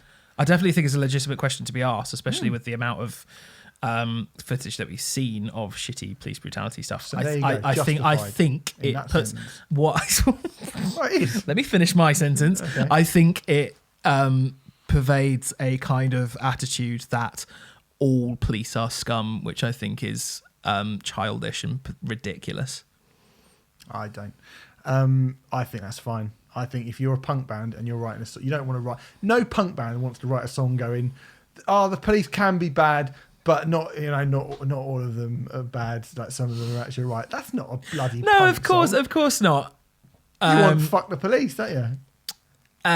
Sure. No, yeah. I just think Black Flag would have written like, police came and beat us up, but I'm sure the ones in sort of smaller communities. Right? I think it gives really good work. I think that. in some cases it gives the wrong message to some people. However, I think Em is perfectly within her rights to write about it if she wants to, and I don't think it doesn't kind of affect my enjoyment of the song at all.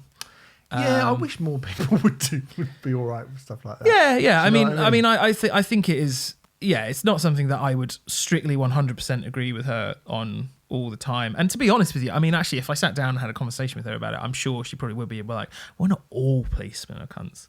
But it's kind of the... Not all men in Hollywood Yeah. But it's kind of... shit. It's kind of the... I think it was seeing it performed at 2000 Trees as well, where... as she introduced the song, that wasn't kind of the sentiment behind it. What do you mean?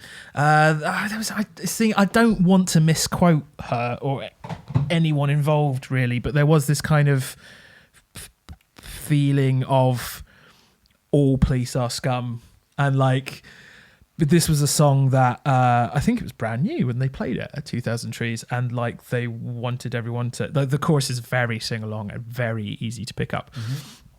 And so they sort of taught us the chorus part, and they were just like, it was just the sense that I got from it was just more kind of like the whole police force is scum. Fucking narc. No. People, as I say, it wasn't just me. People private messaged me about it, and I didn't make anything of it because I didn't think there was anything to make of really. It's like, front person has opinion on something, big deal. But I understood some people kind of, because I didn't mention it in the 2000 Trees review because I didn't really think it was particularly worth mentioning. And some people were like, I think you kind of should have mentioned that. And I just sort of got back to them and was like, well, I understand what you're saying, but, Yeah, it's our job to do that, isn't it? Fuck off. I'm glad I deal with the inbox and not you, Steve. Fucking hell. Anyway, okay. But the reason I brought this up, right, basically is because I the way I look at it is this, right? We're here to talk about the art of the artist put in front of us. Yeah, exactly. That's what we're here to talk about. And me personally, I don't want a mollycoddled, hidden, vague, non-committal message from an artist who really, really believes something. Absolutely. I don't want it from Linguita Ignota, even Absolutely. though it scared the shit out of me. I don't want it from Slow Tie. I don't want it from Nervous. Yep. I don't care if I agree or not. I don't care, right? Yep. I just want to know what that person... I want to know what that person believes and what that person thinks. And if they think something different to me, that's fine. That's absolutely fine. I don't, the whole thing about, I can listen to Kate Bush now. No, I shouldn't live we did that when we were talking about Kate Bush. Oh, she's not a Tory. I can listen to her again now. It's like, you fucking mental. You can anyway. What the fuck? But, to be clear, I am of the exact same opinion. Yeah. I think They Don't is a fucking great song. Yeah, I don't fully endorse the sentiment. I endorse a lot of what it is saying. I do. I endorse a lot of what it is saying, but just because I don't fully endorse the sentiment doesn't mean that I can't enjoy the song. I guess It's the point. I think like maybe some people do that. I'm lucky, right? Do you know what I mean? I'm lucky. I'm a sort of white man, a middle class white man. I know I'm lucky, and I'm lucky as well. I don't care about anyone else apart from myself. So I don't care about society. Don't care about anyone else. So I'm just happy to listen to what anyone else's opinion about stuff is, because it's not going to affect my opinion. Don't care about anyone else but myself. I'm just really, really selfish. And you know what? That's not against the law. I'm allowed to feel like that. That's it's true. all right. You can say, you dick or whatever. It's like, yeah, all right, if you like. But what are you going to call the police? What are you going to do? Because they don't keep you safe, do they? That's it, man. I guess the point that I've been kind of building up to is this album, it has got a lot of very, very, very, very strong opinions on it. Absolutely. And whether you agree with them or not. I agree with a lot of them, actually. Yeah. Whether you agree with them or not, the point is it makes this record far better than it would be without them. I absolutely agree. Like, far better. And this album is, we reviewed Blink-182 last week. Great record. And that is a meaningless mush of nothing. Even if you take out of consideration the John Feldman production and the blah blah blah and Mark Hoppus's annoying vocal melodies and all that other stuff that we moaned about, I listen to that and I go, what's this about? Who cares? They're not really saying They're not anything. saying anything, right? Now this is a poppy punk record. It's got melodies all over the place. It is bouncy. It is fun. Yeah. It is The piano is fucking amazing. Piano. It's got choruses. Shout out to Paul. It's got choruses just chocked from from 001 to fucking all the way through. Yeah. Every single solitary second of this record is like sucker onto your brain. It's fucking great. Yeah. But all of it feels driven by proper passion for something.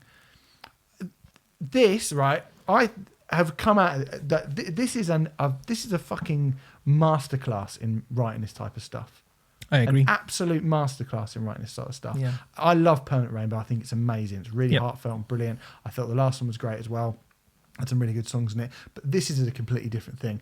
This is, like, again... Do you think this is their best album? I mean, I really, really love Permanent Rainbow, so I'm not sure. For me, Permanent Rainbow is the one to beat. Yeah, but I think it's completely different to Permanent Rainbow. It is. It's completely different. It's far more outward looking and social political as you're getting musically at. as well. But Permanent Rainbow was far more inward. Musically, yes. You have to recall. Sorry, am I interrupting? No, go on. I've spoke for long enough. You have to remember that both Permanent Rainbow and Everything Dies were sort of self-recorded. They're basically bedroom recordings. Those albums. The slight difference with this one is they actually, Nervous went down to the Ranch in Southampton, very well-known studio, and recorded with Neil Kennedy, I want to say. Go on then, say it. Recorded with Neil Kennedy. Right, I was just good. double-checking my notes. I was like, is it Neil? Is it Niall? It's Neil. Nigel Kennedy, the violin player, surely. And consequently, I think the records... I think it's a minor difference. I think it's a subtle difference, to be honest. But these songs do sound just a bit bigger. This is what you want, mate. Like, again, if you go back to the Blink record, like, that kind of fucking mush, pointless, stupid, thicky mush that that millions of people lap up. And this record will probably do not a lot, right? It will be a cool, cult underground record. No, it will. Well, I only because that's nothing to say about the band. That's my lack of fucking faith in the world, to be honest. And it's too much. There's too much. There's too many opinions on it. So people will be like, "Wow, it's too much." And Em is fucking gonna be hard work. If you're a PR for her, you've got a job on your hands to you want her to shut some up. Conversations. If I was her PR, I'd be like, fucking do it all. Mug off Kerrang Rocks. Do Just go full blown. She's a rock. She is like when we talk about personalities. Yeah, she's a rock star. Yeah, and she's written songs that like this should be a multi-platinum selling massive fucking record. Do you know what it really reminds me of?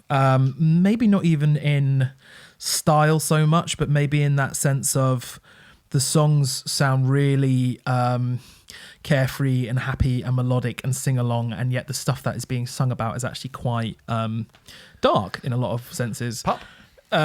Sure. Weezer. Yeah. I mean, you know, we're at a stage now. For me, Nervous is, and it feels like the wrong way to say it, but for me, Nervous's quote unquote worst record is Everything Dies. Yeah. Everything Dies is a certified minimum 8 out of 10 great record. And we're talking about a band who are 3 for 3 here. You know, just to spunk it now, this is my second favourite Nervous record. It's very closely behind Permanent Rainbow. For my money, I would almost argue that this probably is their best record. It's just my sort of connection to Permanent Rainbow, and I love that album so much. That's sort of how I feel about it. Yeah. I mean, I think objectively, this is a better album. Done. Yeah. And you know, it's just I really feel like they should be massive. I really feel like on the strength of this, if there was any justice in the world at all, then this would be a big record, because it's undeniable and it's not one pace. Like sometimes you get these records and every song is a similar sort of song, and they're just really, really good at writing songs. You know, when you think the difference between like Burn and Flies, that kind of. I mean, the way the album opens with Flies, and that Flies is such a good song. Clap sort of sing along part at the end. Yeah, and then it sounds really maniacal at the end of it. It sounds like they've all just got, you know, drunk in the studio and just basically. I mean, I don't know if that was what I don't think it was. You don't. That's not sort of behaviour that you approve of at all, though, is it, Renfrey? So. Yeah. And then you get to Burn by the end, which is this amazing kind of folky acoustic song. You've got, I mean, you know, well, Where Do You Go as well, the way it ends, and then stuff like I Can't Dance, which feels like a very personal and sort of quite beautiful song, and shows a more sensitive side to them on the record that is not sort of there for the entirety of it. This album's fucking brilliant. Yeah, it's fucking This album amazing. is like, there's been a few. I tell you what has been a good year for catchy poppy rock music. Yeah, right. That's now, true. I've obviously spoken about Dinosaur Pile-Up album a lot. The Wild Arts album is fucking fantastic. We've already mentioned it, but Pup, I think. Pup. I was about to say Pup would be another one, which I think is brilliant. I think this is... And Blink-182. Oh, fuck off. I think this is possibly the best one. I don't know if it's my favourite, but I think it's possibly the best one. It's the most accomplished one. It's the most multifaceted one. It's fucking great. I mean, it's 35 minutes. It goes by in a flash. I think the only thing contesting it, I think that Pup record is really something special, but it's definitely right up there. It's kind of sad to think that Nervous probably at this stage won't even get sort of Pup levels of. I mean, they fucking should do. Well, hey, I guess we're just being cynical fucks, aren't we? And saying like, it's not like us to be like that. No, I guess we're just being like super cynical about it. But yeah, I mean, I think it will be tough. I think it will be quite tough for them just because of the climate in which they exist. For no other reason. To be perfectly clear about this, I wouldn't change a thing about Nervous. I wouldn't change a thing about Em or the way she conducts herself. I wouldn't change a single thing about it. And that's as someone who occasionally reads a tweet of hers and goes, do you know what I mean? Do you know what I mean? I wouldn't. But I'd still read it and go, okay, fine. Yeah, like, you got to do you. And yeah, I think she's great. And I think this album is really great. I think the key thing with that, though, is like, there are a lot of people in the industry who would want to change M. And I think it's beautiful that she will not change. I know, and I would love fantastic. to see her and this band get the reward for doing that. So would I. What rock music lacks is sort of, I'm going off on one a bit, but what it sort of seems to lack at the moment is voices. That element of just like, I don't really know what these people are going to do or what the hell's going to happen. And we can all laugh at, we always used to go, again, you love Axl Rose, but then you go, do you know what I mean? A lot. I'd go Axl Rose a lot. Yeah, you do it at Kurt Cobain, you probably do it at Marilyn Manson a lot, but you'd rather have them than not, I think. Yeah. Oh, yeah, I definitely agree. Certainly more than the fucking dude from You Me at 6 or whatever. Do you know what I mean? Yeah. So, and I think Em is cut from that cloth. She probably will hate to hear it, but I think she is one of those people who's like a fucking proper punk rock troubadour. It's great. We should get back on. We should get back on the show, shouldn't we? Well, I'd love her to come on the show. She's always welcome to come on the show. Yeah, always. I don't think she listens to this. I've been talking behind the scenes. We'll get her on soon. All right, good. Well, I'm glad I was part of that conversation. Anyway, Nervous, Tough Crowd is out now. It's really fucking great. And we implore everyone to listen to not just this record, but every single record Nervous have put out. Like because Christmas number 1. Yeah. They won't keep you safe. Well, they would love that. They have consistently. I mean, they're only. This is the other thing. They're only 3 or 4 years old, and they've released 3 records. Like, they're really shitting them out, and really, they should have done a bad Something one. Bad, yeah. Yeah, and they haven't really. Not even really. There's no really about it. No, they haven't. Full stop. And they haven't written a bad song. There's not a bad song in their entire back catalogue. No, and they 3 have albums. 30 now, or 31 or 32, and yeah, they've got 2 they're getting to the stage now that when I go and see them live, they will neglect to play songs that I really want to see, and that's quite exciting. But I don't want to keep seeing them live at pubs. I want to see them at academy venues Brixton or something Academy. like that. That'd be nice. Not even necessarily headlining, like supporting some little. So can you imagine Weasel band? Pup and Nervous together? That'd be fucking Brilliant. incredible. Yeah. Anyway, let's move on because we've been going a long time. The next album comes from Odorang. It is called Hypermetros. Hypermetros. Yeah, that's it. It's the 5th album from the Finnish Sound Sculptures, as they are described online. Remfree. Hello. You gave me this, and you said this will be a good thing to put in because it will be different to everything else that we're doing this week. And That's not inaccurate. And it is. Oh, we're already getting a sense of where you're going with this. Odorang first came to my attention with their last album, Agatha, which came out in 2016. A PR sent it to me and said, "This is a bit of you." I listened to it. I went, "Yes, it fucking is. I love it." Instrumentals.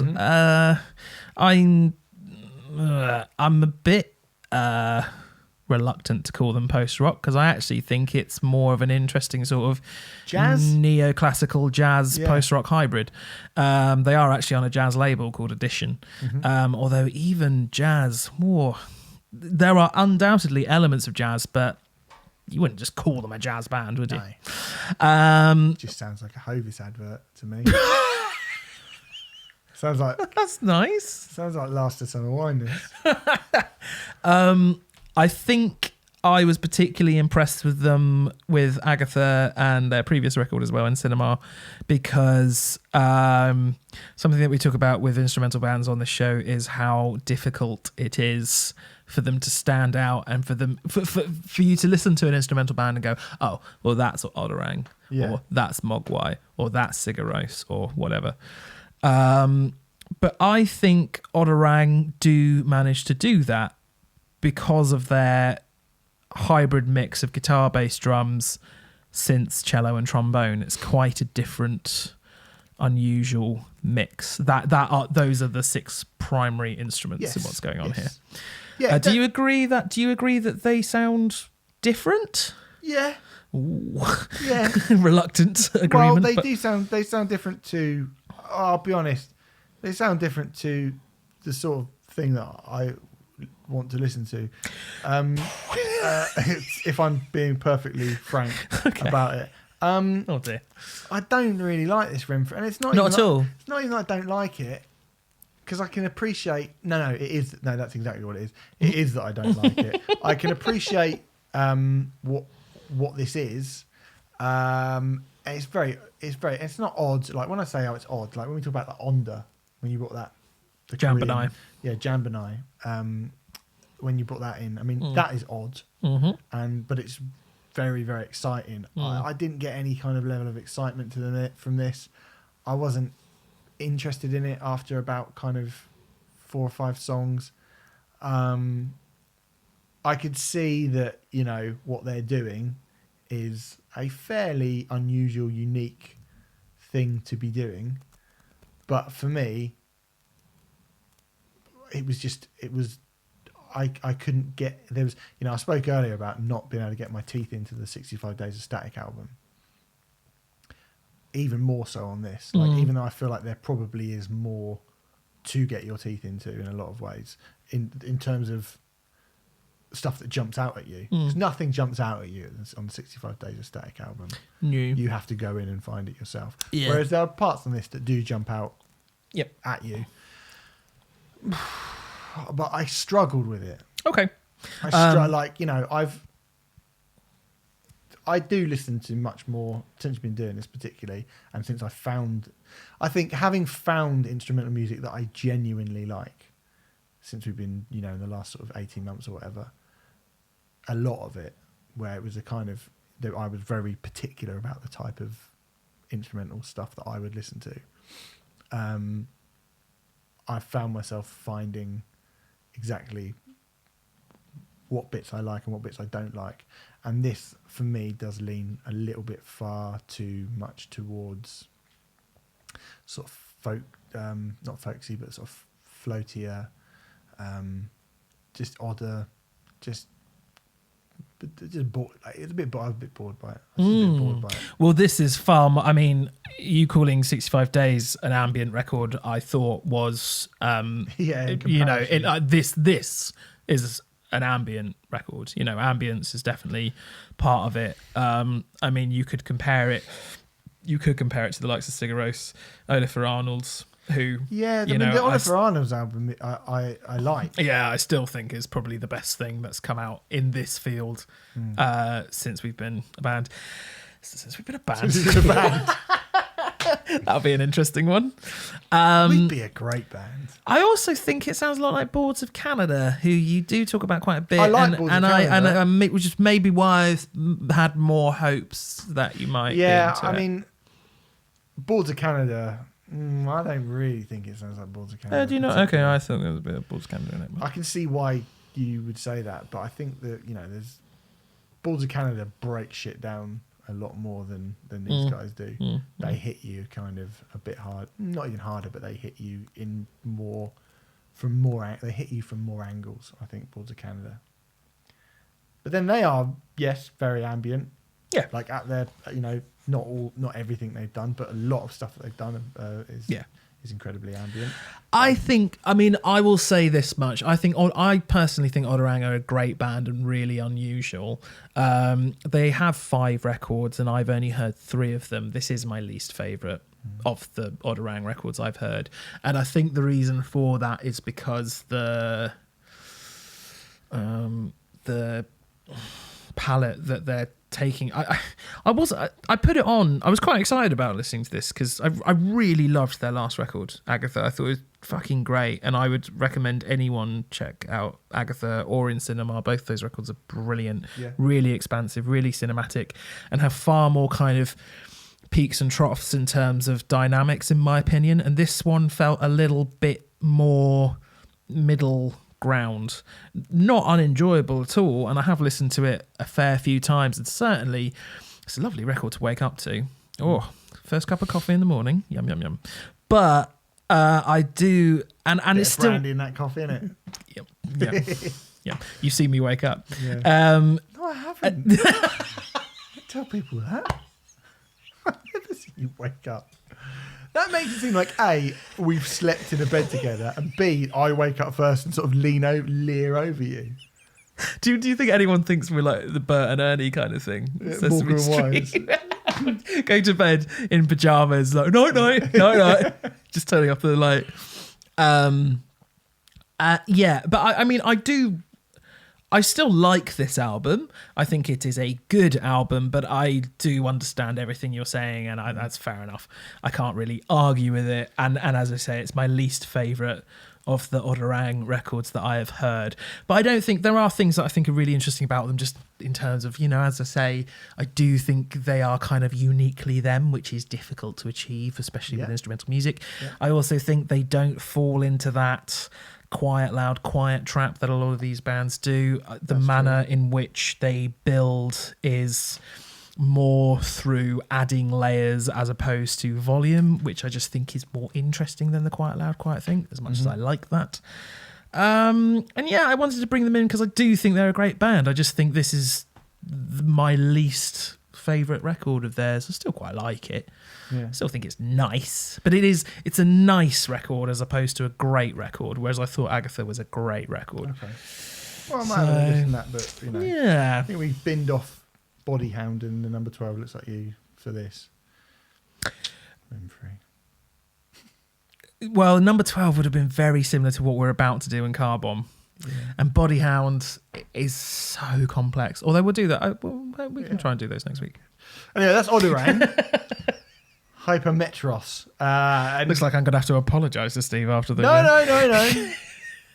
Don't worry about me. It's the most different thing. Yeah, it definitely I'm trying to give an eclectic range of records. No. That's fair. Can't all be good, can they? Gift from God, Approximation of a Human is where we're going to end our reviews this week. This is the debut album from the Richmond, Virginia-based hardcore grinders. Richmond, Virginia is where Lamb of God came from. It is. So great pedigree there. You might know Gift from God from them being the other band on the Split EP that brought Vain to the world's attention. We didn't really speak about Gift from God when that EP came out. It was mostly people just going, oh my God, have you heard Vain? Yeah, I think I listened to the whole thing once and then went, oh my God, Vain, oh my God, Vain, oh my God, Vain. Yeah. Weird, isn't it? Have you gone back to the Vain split? No, I haven't. I did. And because after hearing this, I was like, ooh, did I? Did we muck up? Yeah, there. And actually, no, I don't think we did. I think, bit spunking it slightly here, but I think there's been a massive, I don't know what's happened in the interim, but I think there's been a massive jump up in quality. They released a few things, like there were a couple of EPs and stuff. There was I wasn't going to pick you up on it because I can't be fucked. But there's like an 8-track EP. I was like, is that an EP? Is that an album? It's probably an EP. At this length, it's an EP. Yeah. We should actually say that this album, Approximation of a Human, is 27 minutes long. It's very quick. And yeah, I went back to their older material just to be like, have we missed something? No, the older stuff's fine. This, on the other hand, is great shit. Fucking brilliant. This is awesome. So we spoke about See Space Cowboy last week. We were going to do Renounced is out this week as well. Go and listen to that. That's another really, really, really good album. We just run out of time, so we couldn't do it, unfortunately. But the Renounced album is more of that kind of old school metalcore in the same way as we were talking about Poison the Well and Hopes for bands like that on See Space Cowboy. We did actually mention last week that this week is fucking incredible if you love really ballistic, chaotic, heavy music. And with See Space Cowboy, Gift from God and Car Bomb all coming out on the same day, that's like Nevermind and Blood Sugar Sex Magic and fucking Black Album. I mean, those didn't come out on the same day, but they came. Delicate did. There you go. You know that is it's like for a far smaller scene, but still it's just like what. I don't know what to tell you to listen to first, but. What I am going to tell you... Just listen to all three at the same time. Oh, God. Can you imagine? Imagine just people's eyes just on fire, their brains sort of melting out of their cheeks. That would be brilliant. Their ears screaming. Yeah. Ears grow in a mouth so they can go, help! This album is wicked. Yeah, it's fucking great. Absolutely wicked. And again, like what an amazing, like you say, week for very, very challenging, difficult, technical, heavy, abrasive, nasty music. 27 minutes. It goes by so quickly. Yeah. The last really track, does. which is, a minute or so, is not even really a proper song, is it? It's just a load of noise.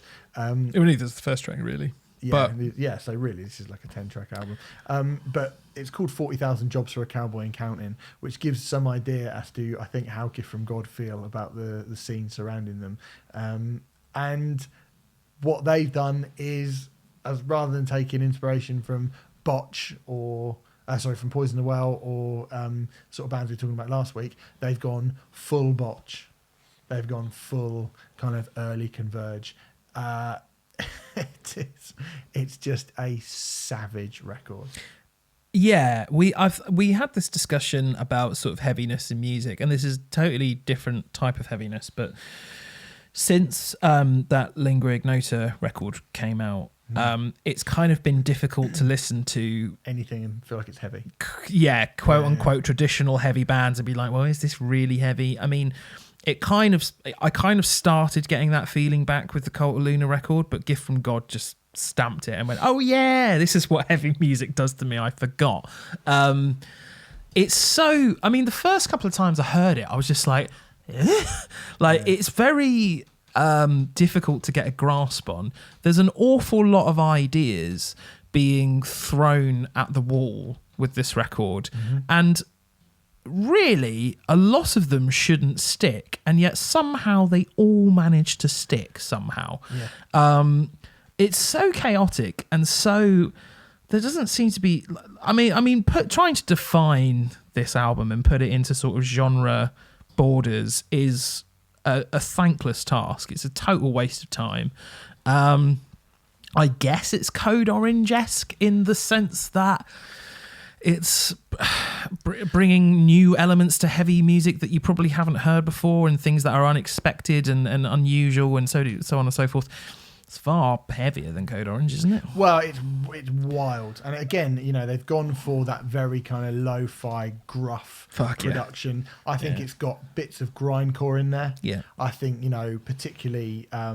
if you're watching on YouTube, that is not a coincidence that is there today, that record. That's Human 2.0 by Norzem, which I always kind of compare Norzem as Helmet playing grindcore, because the riffs are thick as fuck. Like, when you listen to kind of the earlier grindcore bands, from kind of Napalm up to, I guess when Scott Hull and Pig Destroyer and all those guys started coming in and actually changing it a bit, like, they're a band who brought in hardcore-esque thickness to grindcore, and I think Gift from God have that, like the pace of it, but then it's not really typical grindcore because it stops and it thumps and it slows down and then it goes in various other directions. It actually has the similarities between this and the Carbon record are kind of tempo changes, but whereas the Carbon record is more fluid, as you said, this is more breaks, isn't it? Like hitting the red button, and then sharp left. This is Crash Test Dummies smack into a wall, kind of abrasive, kind of. I mean, initially really alienating, to be totally honest with you. Not the first couple of times I heard this record. Maybe to you, I was like, yeah. This is like me going down a water slide. Like when I was a little 4-year-old Stephen Hill in his swimming trunks, going to the pyramids in Portsmouth, going in the wave machine, going, yeah. That was me. As soon as I put it on, I was like, yes.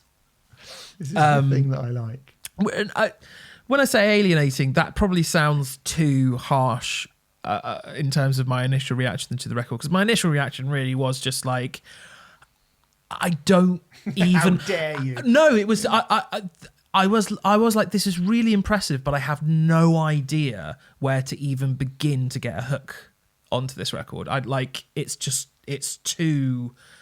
It's fucking mental. Yeah, I shouldn't say mental, but it's mad. But yeah, you have to give it, 3, 4, 5 listens. But then when it does start revealing itself to you and those hooks start... Well, hooks. There are hooks on this record, right? There are hooks in it. There are hooks on it. The guitars are the hooks. It's primarily the guitars. I mean, there's one guitar hook on... I can't even remember the name of the song, but it is the 9th track. And it is just guitars... It's not even... it's Living Off the Corpse of the Old World. There we go. None of the song titles... They're brilliant. The song titles are brilliant. Yeah, they are fantastic. No Dude, He Still Likes to Spray is a great song title. Kevin Fell Down the Lube Well, The Perfect Trap. Yeah. That's a good title. Well. I mean, they're ridiculous. But the hooky riff on that 9th track... there aren't even any notes being played. It's more of a rhythmic kind of... if you're a guitar player, you just sort of mute the strings. Yeah. And it's like... And that's the hook. But it works as a hook. It sounds fucking great. And there's another one that is really... that will get right inside you. Is that where it's like... and then they just go... and there's loads of laughing. And it's almost like... a brand new sort of grindcore, hardcore hybrid of Master of Puppets in it with Hetfield laughing at it, and you're like, fucking hell. And it sounds genuinely quite disturbing and threatening. It's sadistic, this record, but in the best possible way. It's, putting a cat in a blender sadistic. Not that I would ever want to do that sort of thing. Mate, if you did that, fuck me, you would be... I don't know what I'd do to you if you... Do you really think after I know just over a year of working together, one day I'd come home, I'd be like, I put Bonjour in the blender? Oh, I mean, I think this band might. They sound fucking ferocious. Well, I think they got it all out of their system, so they're fine. Anyway, a great record and a great week for sort of heavy music. Yeah. Really, really great. This is so you, this record, isn't it? I love it. I mean, this is, to be honest, all of the references are... early 2002 sort of metalcore, or even down to the cover.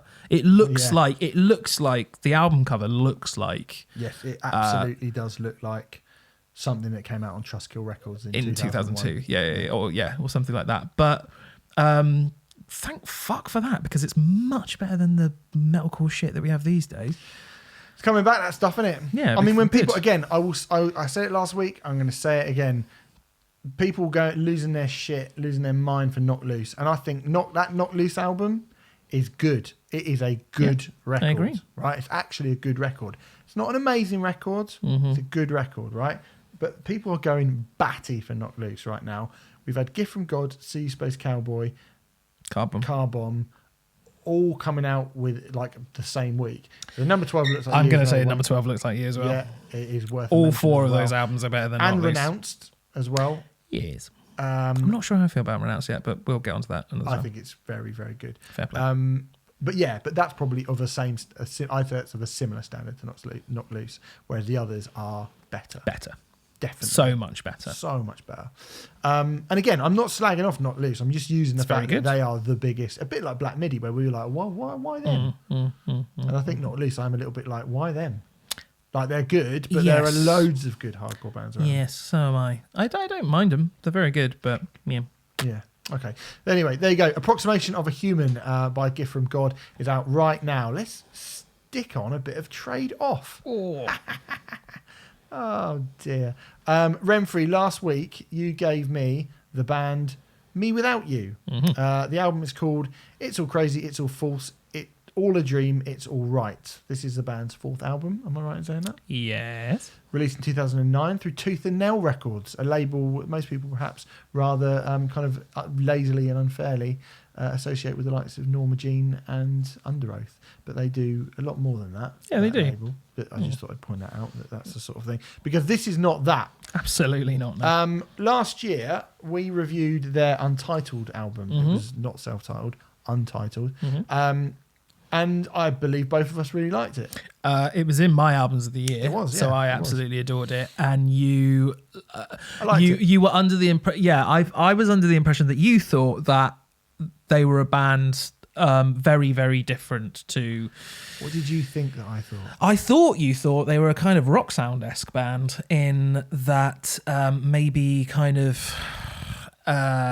the emo that we talk about that we're not as interested in, maybe 2004, 2005, post My Chemical Romance emo, right, okay. maybe. Yeah.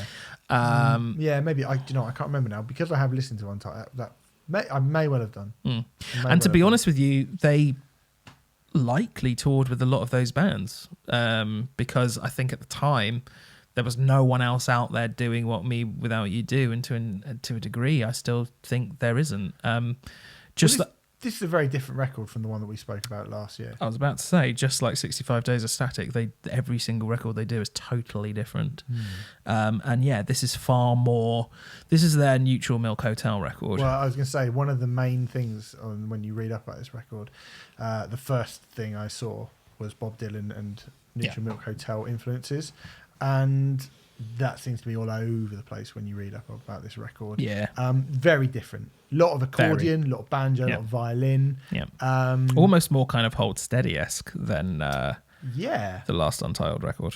Yeah. I mean, I think they never try and be as party, anthemic and raucous as Hold Steady, but certainly it has more to do with Hold Steady than... I mean, that was a fairly... I don't want to use the word heavy. I don't know if heavy is the right word, but what are you talking about? Hold Steady or no? The last Me Without You. Untitled. It's certainly the heaviest Me Without You record, and it certainly has bits of it that are it's intense. There's a lot more intense. It's bits that you could call post-hardcore. I think. Yeah, I think so. Whereas. And they had done post-hardcore stuff in the past, but this is not... There's no post-hardcore on this record, really, at all. Probably has more in common with... I mean, this might turn some people off, but it probably has more in common with a Frank Turner than it does with a lot of post-hardcore stuff. Yeah, definitely. Yeah, it feels like a very, very folky album. It's very folky, yeah. I definitely didn't like it as much as I liked Untitled. Okay. That is what I would say. Do you like it at all? I quite like it. I don't know that I would go back to it. I think there are people doing it again. I think there are people doing this sort of thing who I've already got doing it. Do you know what I mean? It's not a million miles away from Arcade Fire and sort of earlier Arcade Fire stuff. No. And I feel like... I think this is better than Arcade Fire. Do you? Yeah, quite a lot better, actually. Oh, don't think that. I do. No. Because Arcade Fire, for me, have always been quite a tame... Not very good version of that, to be honest. You're talking about like Funeral and not the Suburbs, Neon the one Bible. with Neon Bible, right? Yeah. I don't mind Arcade Fire, but I think this is far more interesting, and I like the kind of mysticism involved. I mean, all of the songs sound like they're kind of old folk songs from like the 1800s or something. Yeah, it's definitely got that vibe to it. There's a fables element to it. Yeah. And I love that. Like, there aren't many rock bands. Turned me off a little bit. I'm not gonna Did lie. it? Yeah, a little Why? bit. I don't know. I just, that kind of oldie worldy folk, I do struggle with a little bit. When it's proper kind of oldie worldy. And I think, that's maybe why I prefer Arcade Fire, because they feel a bit more contemporary. Yeah, that's definitely true. But my reaction is the total opposite, I guess. Yeah. I love the kind of more folk people who love folk music are, and I know this from like doing folk music myself in the past. They are incredibly. I mean, if you think metalheads are sort of, fly their colours to the mast, and if you think sticklers for certain ways of doing things, if you don't wear denim, my goodness, like any kind of folk artist who gets, if you're not playing in a pub on a Sunday afternoon, you're not, I mean, God knows what most like traditional folkists think of a Frank Turner or something like that. And I think Frank Turner is taking a lot of traditional folk elements actually into his music, and some folk fans would be sickened by me even saying that, but I kind of really enjoy the more traditional folk elements that are put into this record, but sort of married to kind of a rock band, and I think it's done so brilliant. I think it's a hybrid that I've never heard done as well as this album, I would wager. Okay. That's the nod of disagreement. Yeah, it is a bit, to be honest. I mean, I think there's some really good songs. I think The Angel of Death Came to David's Room is really good. A Stick of Carrot and String, I think, is really good as well. And very weird. Like, it's weird, that song. Yeah. It's a really weird song. And I quite like how... See, that almost, to me, it's not ever as... When I say weird and who I'm about to say, you'll be like, well, not as weird as that. Not as weird as that. But it's got the same sort of vibe as something like Tom Waits. Yeah, I get that. Yeah. There's a Grimm's fairy tale kind of weirdness to it, in that they're kind of dressed up as stories for children, and then you get to the meat of it, and it's like, fucking hell, that's really dark. And I like that. Yeah, it's cool. I mean, I like to be surprised by bands, and this surprised me. Okay, because having sat with Untitled for, what is it now? Well, it's a year. It's about a year. Yeah. We'll be about a year that we got that record, and it's not an album that I've gone back to loads, but I have gone back to. There's a few fucking incredible songs in it. I mean, the King of Prince of Spain, the whatever that is. Like, what a wicked song. Yeah. And so there are a few that have definitely kind of stuck with me that I've kept listening to since the album's gone. So I was like, yeah, great. And I think before, when I had Untitled, I was like, I don't really know who this band are, and I don't really think I care. And I thought it was great. And then when you gave me this, I was like, oh, cool, another one of these. That'll be good. And then I got something completely different. Yeah. And I went, oh. And then it's never really completely convinced me. Fair enough. But I do think it is interesting that they are the same band. Yeah, well, I'm not going to, but I could give you another Me Without You record, and you'd be like, fucking hell, this is totally different to both of those records. And that's why they are a fascinating, fantastic band who are well beyond a lot of the bands that they got schmooshed in with. Yeah. Definitely an interesting record, for sure. Yeah, fascinating band as well. For sure. Yeah, they are. So there you go. That was Me Without You's It's All Crazy, It's All False, All a Dream, It's Aight. Renfrey, I gave you Plan B's Who Needs Actions When You've Got Words. The debut album from Ben Drew, aka Plan B, released in 2006. Now, most people became aware of Plan B after the release of his 2010 number one record, The Defamation of Strickland Banks. Which was more of a soul record, I'm led to believe. Much more of a soul record, yes. Much more, clearly. Like, it, there was that kind of zoot-suited, hot-stepping thing that was happening. It was very cool, kind of post-Amy Winehouse. And he became a star off the back of it. That album went to number one. He opened the Brit Awards, I think, in early 2011. He was the first act on at the Brit Awards, became kind of a household name for a little bit. But listening back to Who Needs Actions When You've Got Words, it's hard to believe, when you talk about different artists, it is hard to believe that the person who was going, I said I love you, boy, I love you so, is the same guy that you hear on this record. Okay. Right? I wouldn't know. I've not heard this. You haven't heard the Defamation of Strickland Banks? Of course I haven't. You must have heard the singles though, right? Well, maybe. Don't know. Surely. That's absolutely huge, that record. Yeah. I'm stunned by that. Well, I'm aware of the record, and I'm aware of Plan B, but I don't think you understand how much I try to avoid mainstream music, well, Steve. Obviously. I mean, have I heard those songs? Maybe in passing. I wouldn't have known they were Plan B though. Okay, you definitely will have heard. She Said. I will look. I'm not going to disagree with you because I have no idea. All I will say is the amount of times that people in my life have gone, you would have heard that song, and then they play it for me. I go, I've never heard that in my life. Okay, I cannot count the amount of times that's happened. Enough. Okay, but fair. I mean, I bought the Defamation of Strickland Banks the day it came out because I was such a fan of this record. It's angry, isn't it? But I'm gonna deviate to you early on, Renfrey. We've spoken, and I've given you a fair few hip hop albums from Kanye West to D'Antwoord, and we did Ocean Wisdom last year. I've not really gone way back, but I have given you this for a reason. I'm interested to know what your thoughts are on this as a non-hip hop fan. Yeah, okay. So he's from Forest Gate, which is just up the road from where we are right now. Yes. Exciting stuff. Do you know where the title comes from for this record? No, I don't. It's from Plateau by the Meat Puppets, which was famously covered by Nirvana. Do you know what? I did know that. That is not true.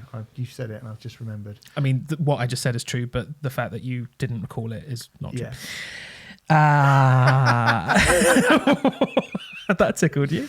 No, mate, and I'll tell you why. Well, I'll just jump in very quickly. There is a bootleg of this album that he released just about a year after this album came out called Paint It Blacker, and it's basically reworking to these songs with like massive, like him basically stealing massive songs. So there's Coldplay and Rick Ross and Nirvana and Radiohead and Hall & Oates, obviously from Mama Loves a Crackhead, and the Nirvana he does Plateau, but he does the Nirvana cover of Plateau with the Nirvana Unplugged, but he basically raps over the top of it, one of the other songs, and Rolling Stones as well, obviously, because Paint It Blacker.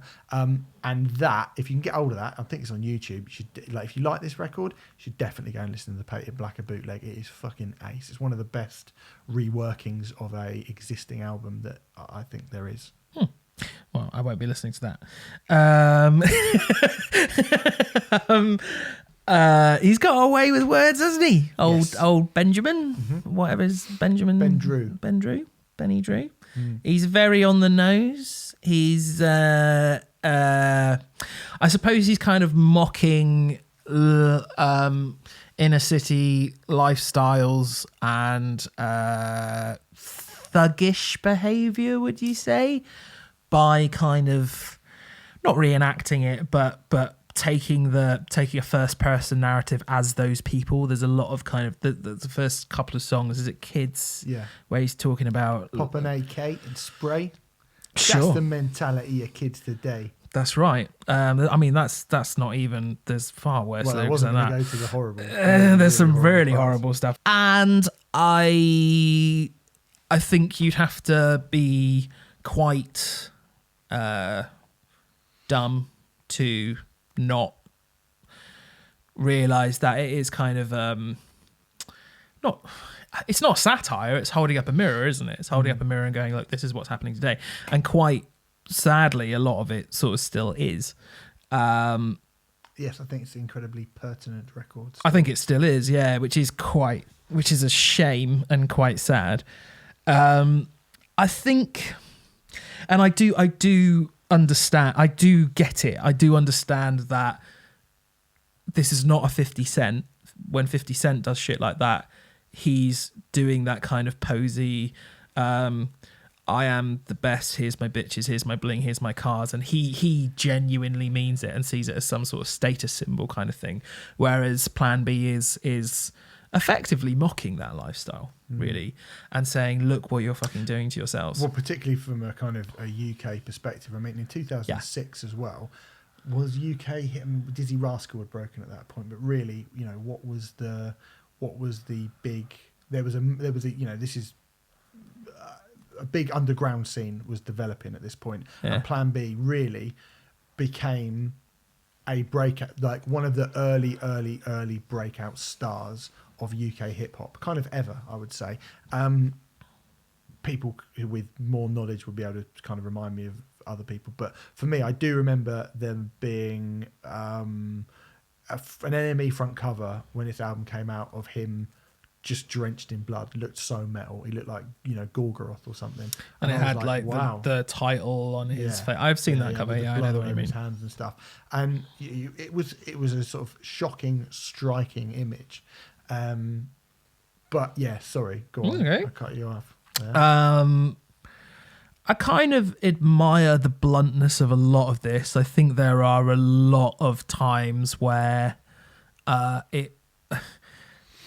even though it's only 13 years old, I think there are a lot of things where you go, oh God, I don't know if you would do that now.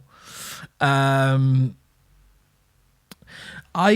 suspect you gave me this record because it has what I would broadly say is more organic instrumentation than a lot he of... plays guitar. He plays guitar, yeah.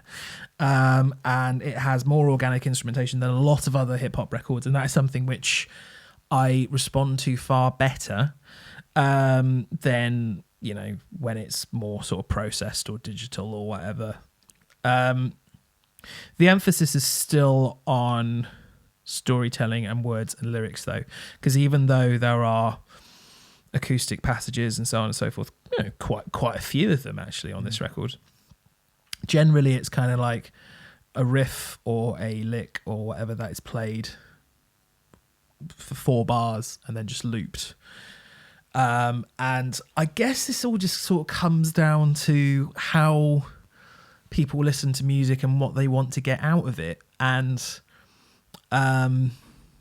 whenever I listen to records like this, I just kind of like, I just don't feel like you're talking to me. And I guess this comes back to like privilege, white male shit. You know, I live in East Dulwich in London, which is like, for people outside of London, East Dulwich is a very nice, pretty green area where it's very nice. It is nice. It's very lovely. It's very, very nice, and very little shit goes down there. There are exceptions. 5 or 6 years ago, there was a shooting at the end of my road, and it was the talk of the town. And I was. Your road, yeah. Renfrey lives next door to a girl that I was dating for like 6 months. We didn't know, did we? Yeah, that was weird, wasn't it? That was fantastic times. Yeah, that was very. I forgot all about that. Yeah. Basically, it freaked me out when you dropped me off. We got a taxi back from Ramstein. Yeah, that's when we dropped me, and I was like, "Where are we? Why are we here? Why are we here?"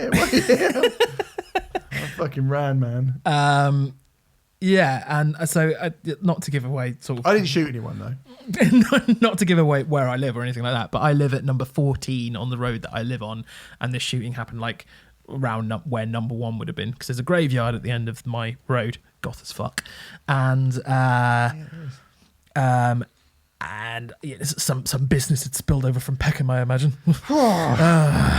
But anyway, the thing is I guess so much of, like, I have such contempt for a lot of people who kind of in those situations, I guess, and it just doesn't really resonate with me in any way, shape or form.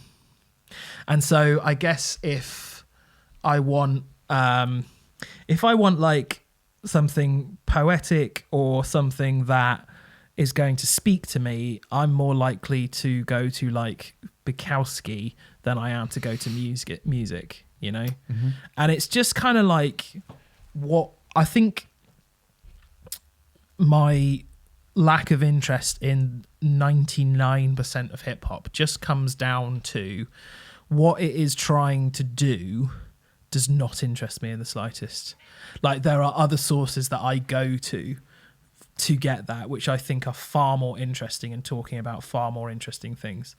And whilst I understand that Plan B is mocking that kind of lifestyle and trying to hold a mirror up to it, the posturing of it, which he does very, very well, just makes me go, I don't want this in my life. I don't need it. I'm bored by this. Just does nothing for me. I'm genuinely surprised. Are you? I thought I'd got you with this. No. I thought there's no way. I thought it was really impressed by this. Bits. Made me want to listen to Pyramid Song.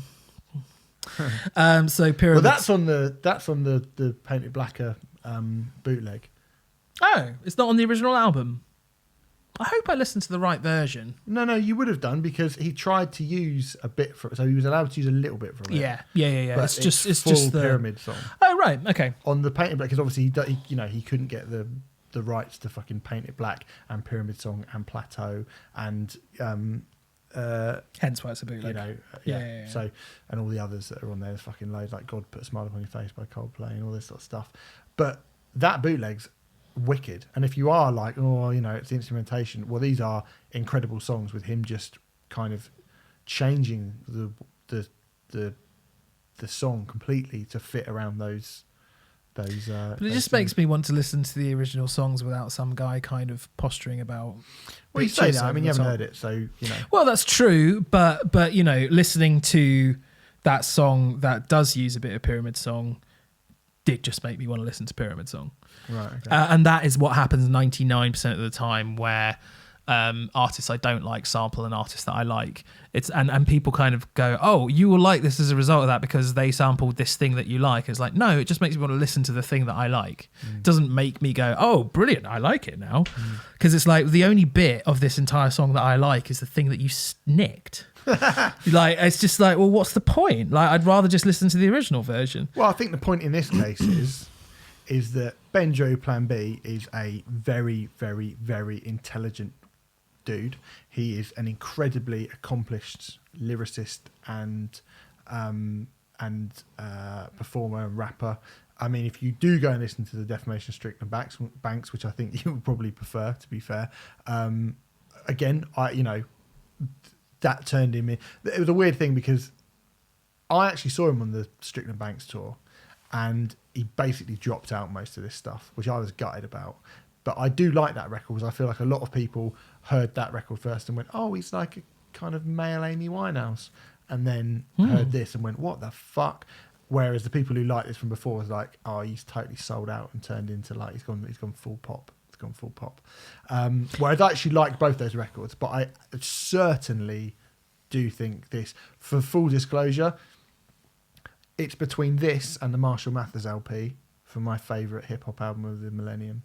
It's funny because, obviously I have a tin ear for a lot of this stuff, and I quite immediately, more or less, when there's a lot of Eminem in it, isn't there? And just did a quick Plan B Eminem Google, and I don't know if this is just the internet or if it is a tin ear thing or what, but if you suggest that Plan B and Eminem sound, have similar traits to one another, some people really kick off. And I think there's a lot of similar traits to Eminem, really. And I'm not saying that as a good or a bad thing. I'm just pointing it out. Their flow is not very similar, I don't think.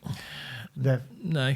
Maybe it was the kind of... they're both white. One's British and very British, and one's American and very American. I think both of them exist in characters quite a lot. Yeah. That's definitely a point of comparison. Characters, and I think the kind of brashness of the lyrics. I think the intensity. Okay, so here's another. So I was listening to Ice-T on the Jamie Jaster podcast a while back, and Jamie Jaster was saying, don't you wish gangster rap would come back? Like, don't you look at rap now and go, oh, and it, a bit soft and a bit safe, and and all the stuff you were saying before about it being kind of just kind of machismo.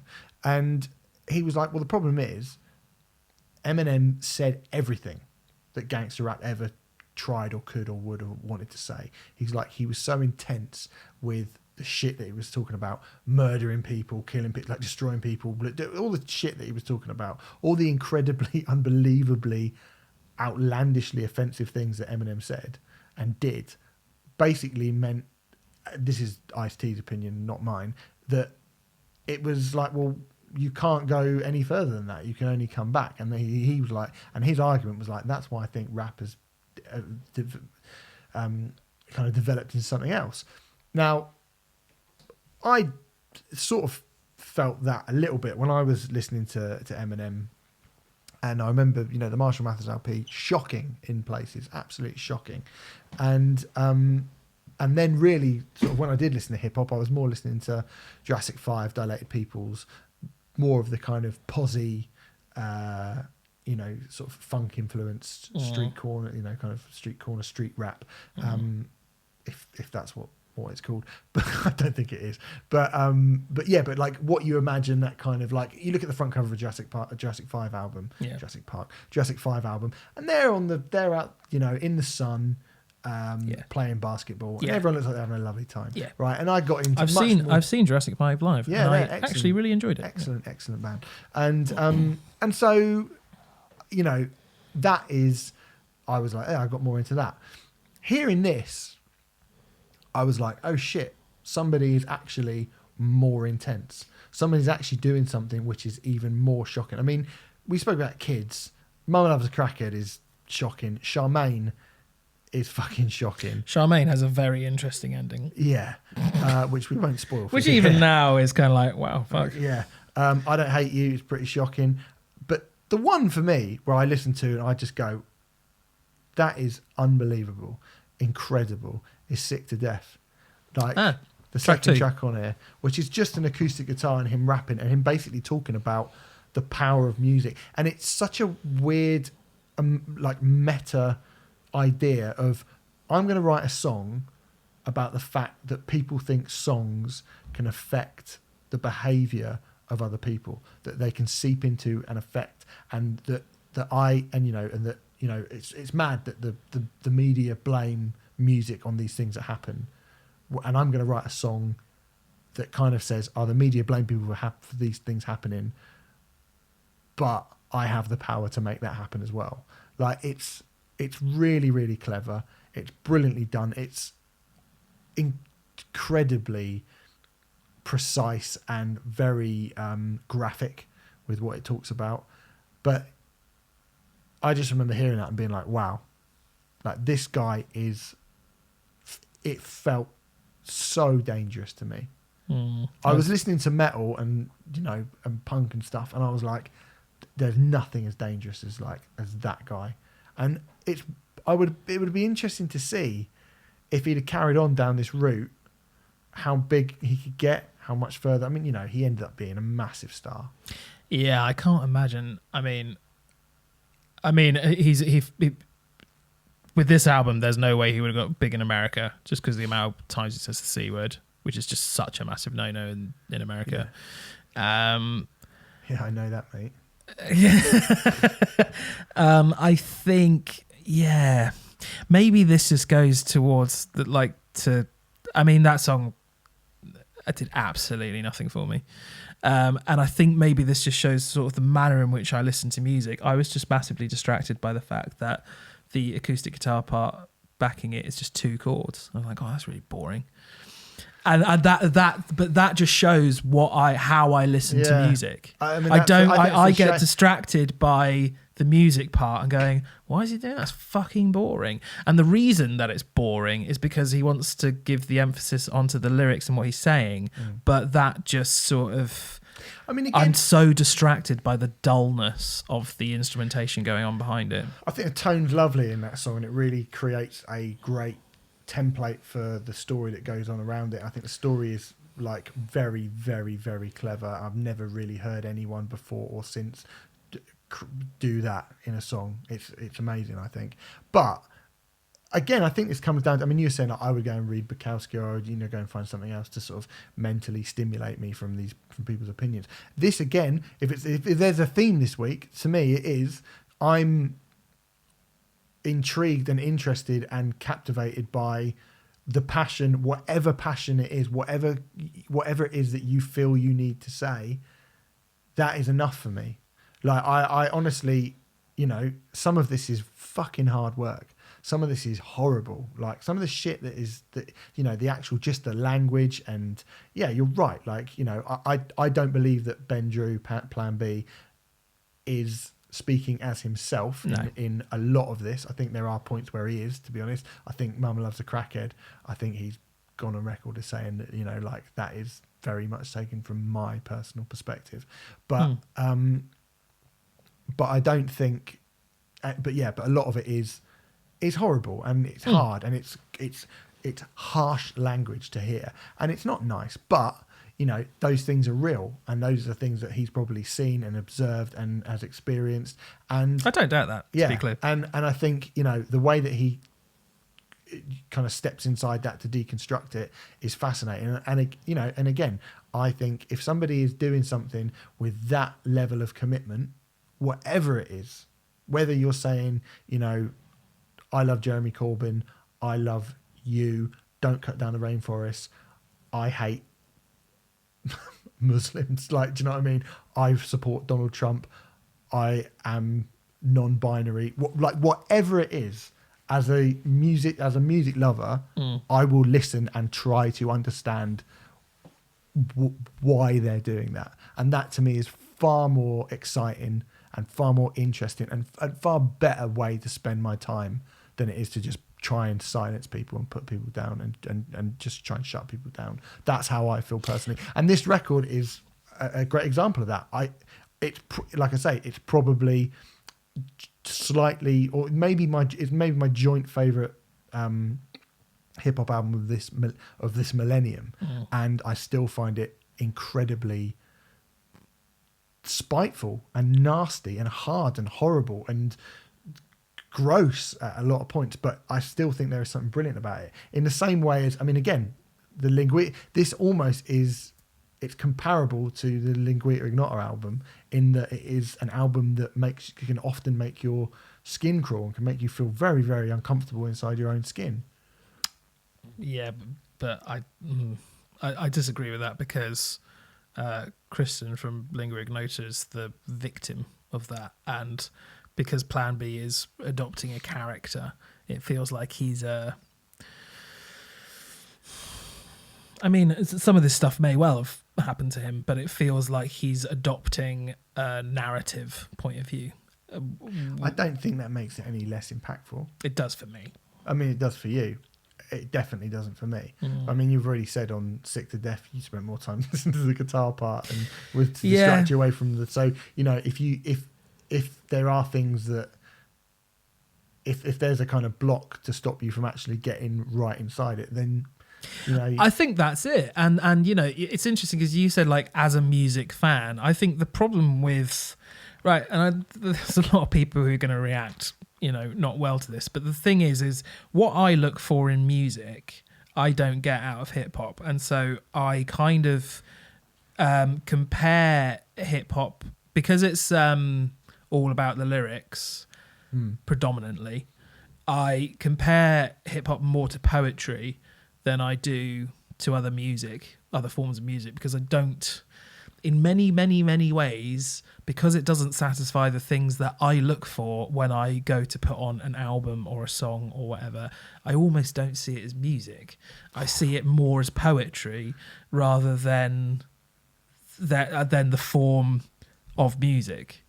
And that is down to, and to be honest, I think if you get deep into what hip hop is, I think that's actually quite difficult to deny. And that's not me going, I don't see it as music, isn't strictly a criticism per se, but it means that my comparisons to it are far more kind of, I suppose, more literature based or poetry based. They're more based on words than the music itself, because the actual music and the notes and so on and so forth in hip hop are not what speak to me or anyone else. It's meant to be the words. So I'm comparing, and I suppose I'm just saying I'd rather I'm more interested in what Bukowski has to say than what Ben Drew has to say. So I go to Bukowski or whatever else, who's also an incredibly troubled person, to say the very least. Yeah. And I would never go as far as to say that Ben Drew doesn't have anything to say. He clearly does. I'm just not particularly interested in it. Okay. Listening to this, we've had a very interesting experiment of trying to get Renfrey into hip hop. I'm kind of shall we just put a full stop on this now? Yeah, well, mate, maybe, we can, but I don't. I would assume that over the course of the podcast, for one, the reason I gave it to you is because I think it's fucking brilliant and I wanted to talk about it. I absolutely love it. Two, I thought there might be you liking it, and three, also at some point, there's going to be a paucity of albums that I've heard that you've heard at some point one day. Yeah. So my thought is always well, he won't have heard this electronic.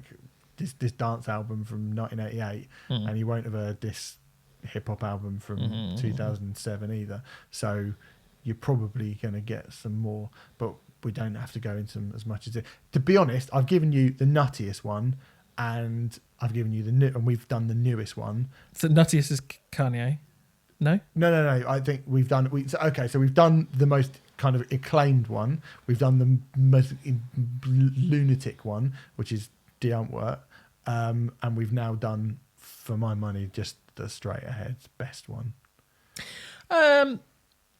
I mean, the hip hop record which I have responded to best on this entire show is Ocean Wisdom.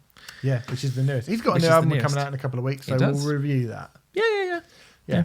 I saw you put it on the album review show. I was like, but we can do that. If you're putting old bloody Hovis adverts on it, then you're getting this as well. But anyway, and actually, well, just very quickly, I will say that I much prefer this to certainly Die Antwoord, which is fucking nonsense. Kanye, and you gave me The Streets as well, didn't you? Oh yes, and we did The Streets. Definitely prefer it to The Streets. So I suppose this is my second favourite hip-hop record that you've given me, Steve. Wow, cool. All right, sweet. Next week, I'm going to give you Day of the Death by Death by Stereo. Do you know that album? Great. No, I don't. Okay, good. Sounds good. It's not a hip-hop album. It's released on Epitaph. How familiar are you with Sunny Day Real Estate?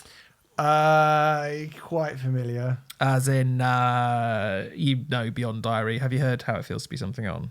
Yes, I have, yeah. Balls. In that case, It's been a while, though. You can give it to me if you want. It's been a while.